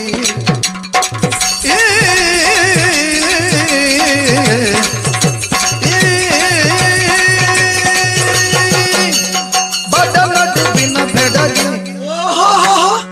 ನೀನು ಆ ಮುದಿಯ ಕಣ್ಣಿಲ್ಲದ ಕುರುಡ ಅವನ ನೀನು ಮಾಡದೀಯ? ಅಯ್ಯೋ ದೇವರೇ, ಏನಾಯ್ತು? ಬಡ ನಡುವಿನ ಬೆಡಾಗಿ ನೀನು. ನಿನ್ನ ಚಂದ್ರ ಏನೇಂದ್ರು, ನಿನ್ನ ಅಂದಂದ್ರೆ ಏನು, ನಿನ್ನ ನುಡಿ ಅಂದ್ರೆ ಏನು, ನಿನ್ನ ಎಡೆ ಅಂದ್ರೆ ಏನು, ನಿನ್ನನ್ನು ಎಷ್ಟು ಹೊಗಳಿದ್ರು ಸಾಲದು. ಇಂಥ ಒಂದು ಚಂದದ ಹುಡುಗಿಯನ್ನು ಆ ಮುದುಕ ಕಣ್ಣಿಲ್ಲದ ಕುರುಡ ಮದುವೆ ಆದಂತೆ ಇಟ್ಕೊಳ್ಳೋಣ. ಮದುವೆ ಆದದ್ದಿದೆ, ಅದು ಅವಳ ಇಚ್ಛೆ ಅಂತ ನಿನ್ನ ಇಚ್ಛೆ ಅಂತ ಆದದ್ದು ಖಂಡಿತ ಅಲ್ಲ. ಅಂತೂ ಮದುವೆ ಏನೋ ಆಗಿದೆ ಬಿಡು. ಅದಲ್ಲ, ಮದುವೆ ಆದ್ರೆ ಒಂದು ಮದುವೆ ಅಂದ್ರೆ ಸಂಸಾರದಲ್ಲಿ ಸುಖ ಬೇಕೋ ಬೇಡೋ? ಮದುವೆ ಯಾಕಿರ್ಬೇಕು? ಎಲ್ಲಾ ಸಂಪತ್ತು ಸೌಭಾಗ್ಯ ಇದ್ರು ಹೆಂಡತಿಗೆ ಬೇಕಾದನ್ನು ಕೊಡುವುದಕ್ಕೆ ಗಂಡನಲ್ಲಿ ಸಾಮರ್ಥ್ಯ ಇದ್ರೆ ಮದುವೆ ಆಗಿ ಏನು ಪ್ರಯೋಜನ? ಆ ಕುರುಡ ನಿನಗೆ ಕೊಟ್ರೆ ಏನನ್ನು ಕೊಡ್ತಾನೆ, ಎಷ್ಟನ್ನು ಕೊಡುವುದಕ್ಕೆ ಸಾಧ್ಯವಿದೆ. ಆದ್ರಿಂದ ಏನು ಬಿಡು, ಅವನ ವಿಷಯ ಬಿಡು. ನನಗೆ ಗೊತ್ತಾಯ್ತು ನಿನಗೆ ತುಂಬಾ ಬೇಸರ ಉಂಟು ಅಂತ. ಅದರ ಬಗ್ಗೆ ನಿನಗೆ ತುಂಬಾ ಬೇಸರ ಇರ್ಬೋದು, ಯೋಚನೆ ಮಾಡಬೇಡ. ಏನೇನು? ನಿನ್ನ ಭಾಗ್ಯ ದೇವತೆಯ ಬಾಗಿಲು ಇವತ್ತು ಬಾಗಿಲು ತೆರೆದಾಯ್ತು. ನಾನು ಬಂದಿದ್ದೇನಲ್ಲ, ನಿನಗೆ ಬೇಕಾದ ಸುಖ ಸಂಪತ್ತನ್ನು ನಾನು ಕೊಡ್ತೇನೆ. ಸುರತ ಸೌಭಾಗ್ಯದಲ್ಲಿ ನಾನು ತೇಲಾಡಿಸ್ತೇನೆ. ಹೇಳು ಜನ, ನನ್ನ ಪರಿಚಯ ಆಗಲಿಲ್ವಾ? ಯಾರು ನೀನು? ನಾನು ಇಲ್ಲವನಲ್ಲ, ದೇವಲೋಕದವ, ಮದಿರಾಕ್ಷನಾಮಕನಾವನು. ಇಲ್ಲಿವರೆಗೆ ಬಂದಿದ್ದೇನೆ. ನಿನಗೆ ಸ್ವರ್ಗ ಸುಖ ಕೊಡ್ತೇನೆ, ನಿನ್ನ ಸಂತೋಷದಿಂದ ತೇಲಾಡಿಸ್ತೇನೆ. ಒಂದ್ಸಲ ಬಾ. ಏನಾಯ್ತೀಗ? ಏನೋ ಪರಿಚಯವನ್ನು ಕೇಳಿದೆಯೋ ಆ ಕ್ಷಣದಲ್ಲಿ, ಪರಿಚಯವನ್ನು ಹೇಳಿದ ಕ್ಷಣದಲ್ಲಿ ಏನ್ ನನಗೆ ಸುಖ ಕೊಡೋದಕ್ಕೆ ನೀನು ಮುಂದಾಗ್ತಾ ಇದೀಯಾ? ಗಂಡನಿಂದ ಸುಖ ಕಡಿಮೆ ಆಗದಿದ್ದು ನಾನು ಹೇಳಿದ್ದೇನೆ. ನಾನು ಸುಖ ಎಲ್ಲ ಇಲ್ಲೇ ಉಂಟು. ಅಧಿಕ ಪ್ರಸಂಗ ಮಾತನಾಡಿ ಮೈ ಮೇಲೆ ಕೈ ಹಾಕಿದೆ ಅಂತಾದ್ರೆ ನಿನಗೆ ಕಡುಕಾದೀತು ನೆನಪಿರಲಿ. ನೀನು ಹೋಗ್ತಾ ಇರುವಲ್ಲಿಂದ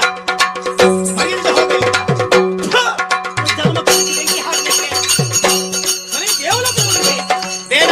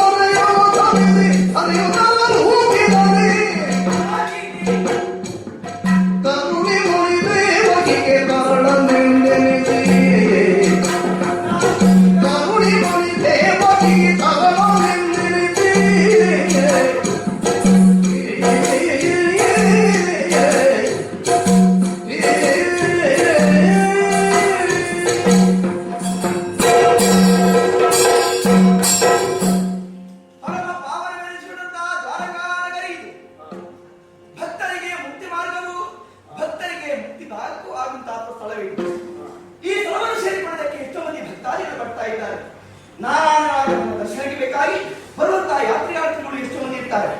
ಆದ್ರೆ ಕೆಲವರೆಲ್ಲ ಹೇಳ್ತಾ ಇದ್ದಾರೆ ಇದು ದ್ವಾರಕಾ ನಗರಿ ಹೌದು, ಒಂದು ಮನೆಗೆ ಒಂದು ಬಾಗಿಲು ಬೇಕಾದ್ರು. ಈ ಮನೆಗೆ ಒಂದಲ್ಲ 1000 ಬಾಗಿಲು ಉಂಟಲ್ಲ, ಅದು ಯಾಕೆ? ಒಂದು ಮನೆಗೆ ಒಂದು ಬಾಗಿಲು ಸಾಕಾಗುದಿಲ್ವಾ? ಹೊರಟು ಹೋಗೋದಕ್ಕೆ ಮತ್ತೊಂದು ಬಾಗಿಲು. ಹಾಗಲ್ಲ. ಹಾಗಿದ್ರೆ ಅರ್ಥ ಏನು? ದ್ವಾರಕಾ ನಗರಿ ಎಂಬುದು ಅದು ಪವಿತ್ರವಾದ ಸ್ಥಳ. ಭಗವಂತನ ಕಾಣಲಿಕ್ಕೆ ಭಕ್ತರ ಮುಖ್ಯ ಮಾರ್ಗವಾಗಿ ಯಾವ ದಾರಿಯಿಂದ ಬಂದು ಆ ಮನೆಯೊಳಗೆ ಹೋಗೋದಕ್ಕೆ ಆಗ್ತದೆ ಎಂಬುದೇ ಮುಖ್ಯ ತಾತ್ಪರ್ಯ. ಮತ್ತೆ ಮನೆಗೆ ಎಷ್ಟು ಬಾಗಿಲು ಇಡಬೇಕು ಅಂತ ಹೇಳಿದ್ದಲ್ಲ ಇದು. ವಿಶ್ವಕರ್ಮ ನಿರ್ಮಿತವಾದ ಈ ಪ್ರದೇಶ, ಈ ದ್ವಾರಕಾ ನಗರಿ ಇದು ಮುಕ್ತವಾಗಿದೆ. ದೇವಾಲಯ ದೇವತೆಗಳು ಆಕಾಶ ಮಾರ್ಗದಿಂದ ಸುಮೋರ್ಚನೆ ಸುರಿತಾ ಇದ್ದಾರೆ.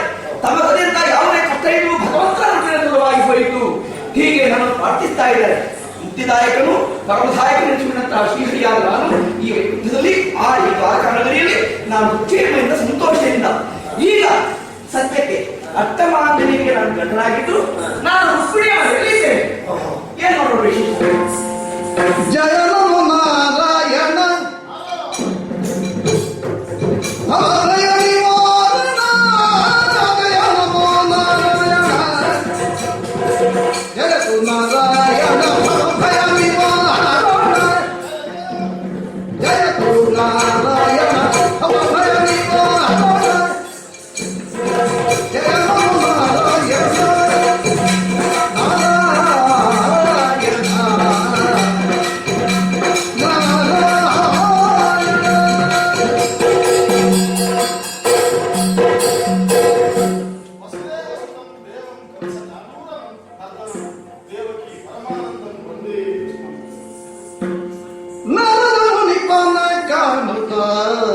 ಕರುಣಾಳು ಭೂರಿ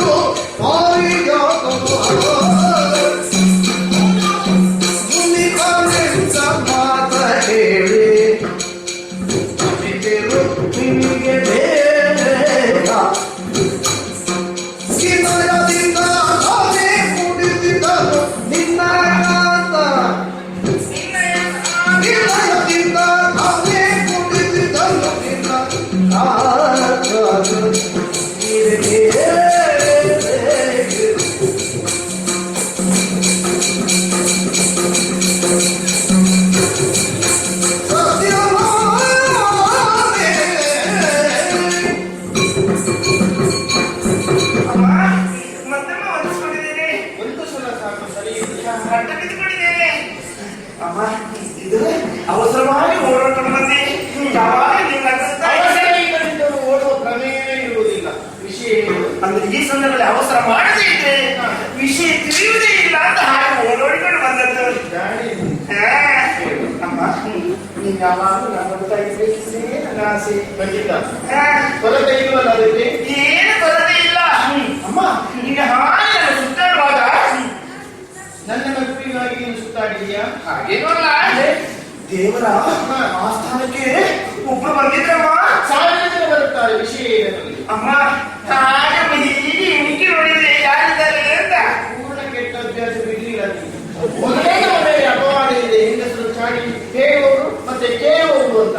ಹೋಗಿ ಹೋಗಿ ಇಳಿದೀವಿ ಪುನಃ ನಮ್ಮ ಮರ್ಯಾದೆ ತಿಳಿತೀವಿ ನೀನು. ಸಮಯ ಸಂದರ್ಭ ಬರುವಾಗ ಹಾಗೆ ಮಾಡಿದ ಉಪಾಯ ಇಲ್ಲ.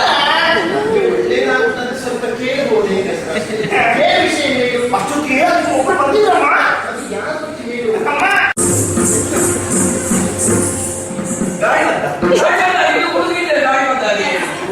ದೇವ್ರೇ, ನಿನಗೆ ಒಳ್ಳೆಯದಾಗಲಿ. ಸ್ವಾಮಿ ಕೇಳೆನ್ನ ಭಿನ್ನವಾದನು. ಭಾವದೇವಿಗೆ ಬಹಳ ಬಿದಿರಲಿ.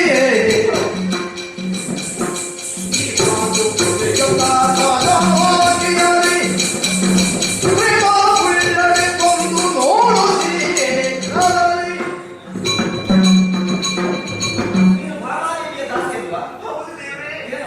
ನೀನು ಹೇಳುವಂತೆ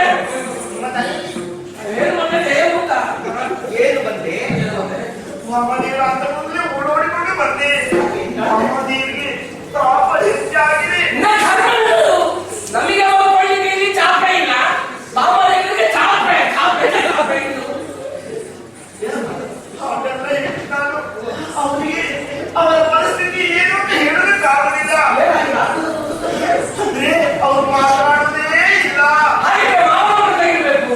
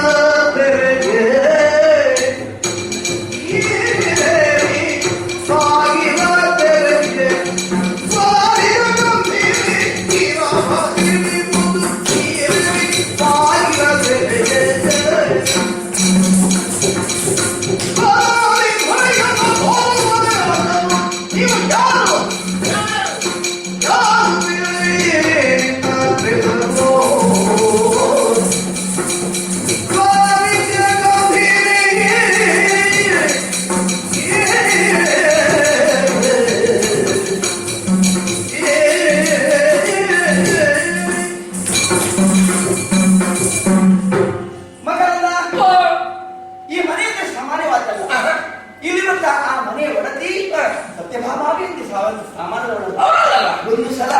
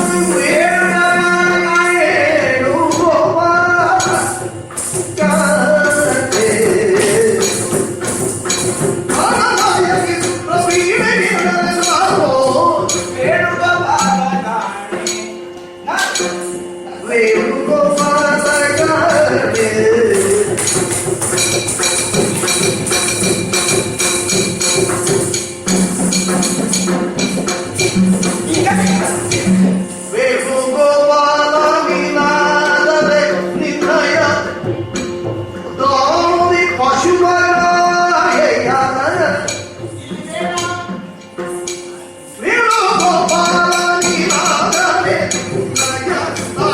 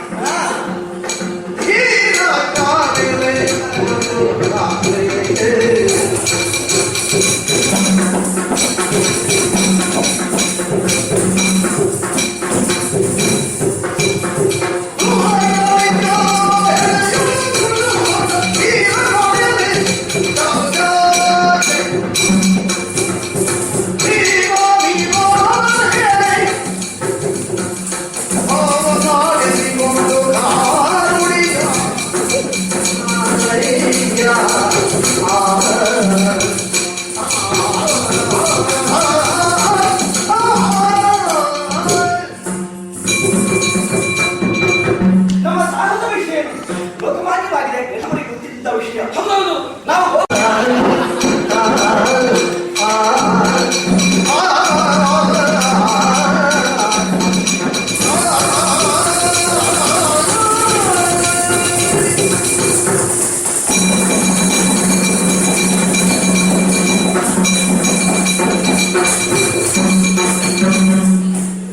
ಯಾದಗಿರಿನಲ್ಲಿ ಮುರಿದು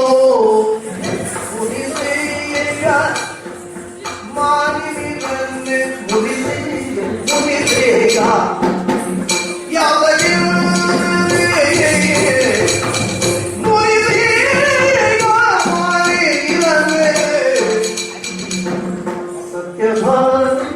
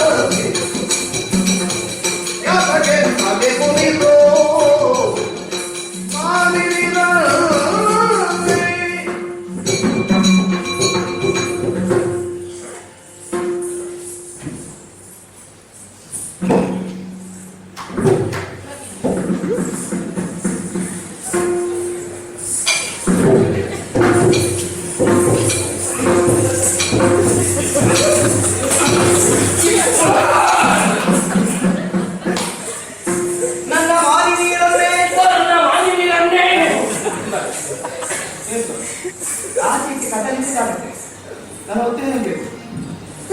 ಸತ್ಯಭಾಮಿ ನಾನು ಒಂದು ಮಾತಾಡಿ ಸಾಕು, ಮಾತಿನ ಸುರಿಮಳೆ ದೇಶಿಸಿಕೊಂಡು ನೀನು ನಾನು ಒಂದು ಸಲ ನಕ್ಕರೆ ಸಾಕು, ಮತ್ತೆ ಈ ದಿವಸ ನೀನು ಅಲರ್ತಾ ಇರ್ತೀನಿ.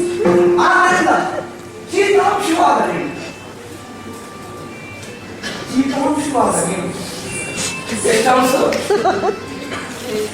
ಎಷ್ಟೊಂದು ಶೀತಾಂಶು ಚಂದ್ರನ ಹಾಗಿದ್ದವಳು ಆನಂದ ಕಲಾಪುರಿಯಾಗಿದ್ದಂತ ಚಂದ್ರಮುಖಿಯಾದ ನಿನ್ನನ್ನು ಕಂಡು ಸಂತೋಷವನ್ನು ಮಾತಾಡಿಸಬೇಕು. ವಾಕ್ಯವಾಗಿ ಮನೆಯೊಳಗೆ ಕುಳಿತುಕೊಂಡಿದ್ದಾಗ ಯಾಕೆ ಸಿಟ್ಟು ಸಿಟ್ಟಾಗೊಂಡ ಪಕ್ಷನಿಗೆ ಏನನ್ನು ಬೇಕು? ನಿನ್ನ ಬಗ್ಗೆ ನಾನು ಬಂದಿದ್ದೆ, ನಾನು ಬರುವಾಗ ಸಿಟ್ಟು ಮಾಡಿಕೊಂಡೆ, ಮತ್ತೆ ನನಗೆ ಸಮಾಧಾನ ಮಾಡುವವರೆಗೂ ನಿನಗೆ ಸಮಾಧಾನ ಮಾಡಬೇಕು. ಆದರೆ ಸಿಟ್ಟನ್ನು ಬಿಡು, ಮಾತಾಡಿ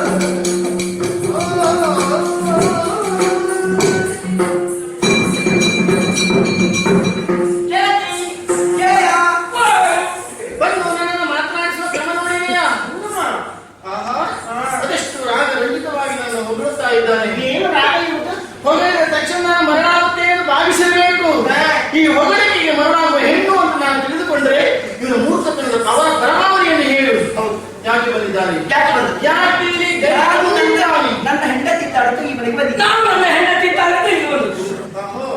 ಅದು ಈಗ ಇಷ್ಟೊತ್ತಿಗೆ ಮತ್ತೆ ರಾತ್ರಿ ಆದ ತಕ್ಷಣ ಸತ್ಯಭಾಮಿಯ ನೆನಪಾಗುವುದಾ ನಿಮಗೆ? ಬೇರೆ ಸಮಯದಲ್ಲಿ ನೆನಪಾಗುವುದಿಲ್ಲವೇ? ಏನೇ ಒಂದು ಉತ್ತಮವಾಗಿರುವಂತಹ ವಸ್ತು ಸಿಕ್ಕಿದ ತಕ್ಷಣ ಅದನ್ನು ಹೋಗಿ ಅವಳಿಗೆ ಮುಡಿಸುವುದು. ಅವಳಿರುವಾಗ ನನ್ನಲ್ಲಿ ಯಾಕೆ ಬರಬೇಕು? ಅಲ್ಲಿಗೆ ಹೋಗಲ್ಲ, ಅಲ್ಲಿಗೆ ಹೋಗಬಹುದಲ್ಲ. ನಾನೇನು ಅವಳ ಹಾಗೇನೆ ಅಲ್ಲವೇ ಅಲ್ಲ. ಇಲ್ಲಿಗೆ ಬರುವುದು ಬೇಡ, ಏನೇ ಆಗಲಿ ಬಂದಾಯ್ತಲ್ಲ ಹಿಂದೆ ಹೋಗಿ ಹಿಂದೆ ಹೋಗಿ.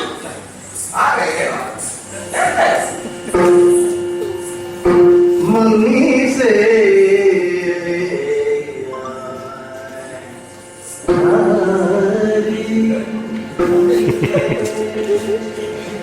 ವಯಾರಿ ವಯಾರಿ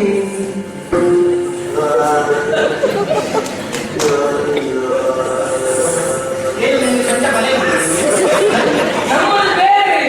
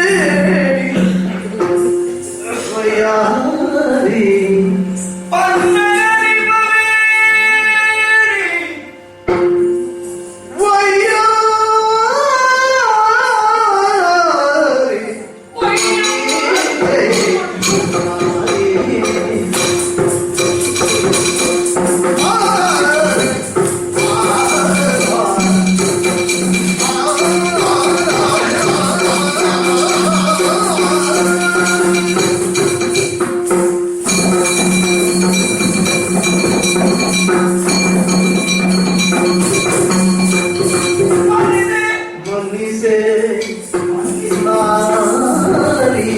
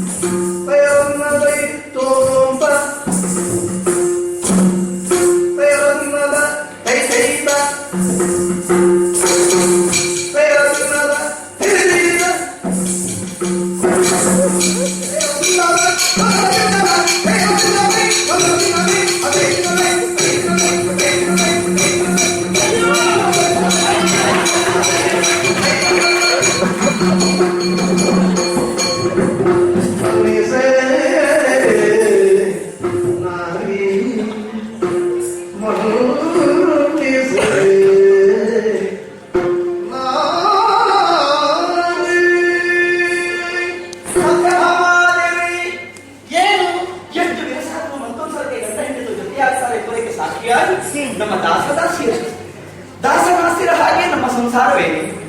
ನಮ್ಮ ಈ ಸಂಸಾರವು ಬಹಳಷ್ಟು ನೀರು ಮತ್ತು ಹಾಲು ಎರಕವಾಗಿದ್ದ ಹಾಗೆ ಈಗ ನೀರೇ ಹೆಚ್ಚಿದೆ, ನೀರೇ ನೆನಪಿಲ್ಲ. ಖಂಡಿತ ಇದೆ. ನಾನು ನಾನು ಯಾವ ಕಾಲಕ್ಕೂ ಇವನು ನೀವು ನಾನು ಯಾವ ಕಾಲಕ್ಕೂ ಅಂತೀನಿ ಮಾಡಿದವನು. ಅದಕ್ಕಾಗಿ ಹೇಳ್ತಾ ಇದ್ದೇನೆ, ಜೀವನದಲ್ಲಿ ಎಡರು ಕಡಲು ಬರ್ತಾ ಇರ್ತದೆ, ತಪ್ಪು ಒಪ್ಪುಗಳು ಇರ್ತಾರೆ. ಹಾಗೆ ಅದನ್ನು ತಿಳಿದಾಗ ನಾವು ಸಿದ್ಧಿ ಸರಿಯಾಗಿ ತಿಳಿ ಸರಿದಾಗಿ ಮಾಡಿಕೊಳ್ಬೇಕು ಸಹಜವಾಗಿದೆ. ಆದ್ರೆ ನಮ್ಮ ಬುದ್ಧಿಜೀವಿಗಳು ಅಂತ ಹೇಳ್ತಾ ಇದ್ದಾರೆ. ನನಗೆ ಏನಾದ್ರು ತಪ್ಪಾಗಿದೆ, ಹೆಂಡತಿಯಾದ್ರೂ ನೀನು ಕೇಳ್ತಾ ಇದ್ದೀನಿ, ಮನ್ನಿಸೇ ನನ್ನನ್ನು ಮನ್ನಿಸು, ಯಾವ ಅಪರಾಧ ಇತ್ತು ಅದಕ್ಕೆ ಸರಿಯಾದ ಪ್ರಾಯಶ್ಚಿತ್ತ ಪಡ್ಕೊಂಡು ನಿನಗೆ ಸಮಾಧಾನ ನೀಡಲಿಕ್ಕೆ ನಾನು ಸಿದ್ಧರಿದ್ದೇನೆ.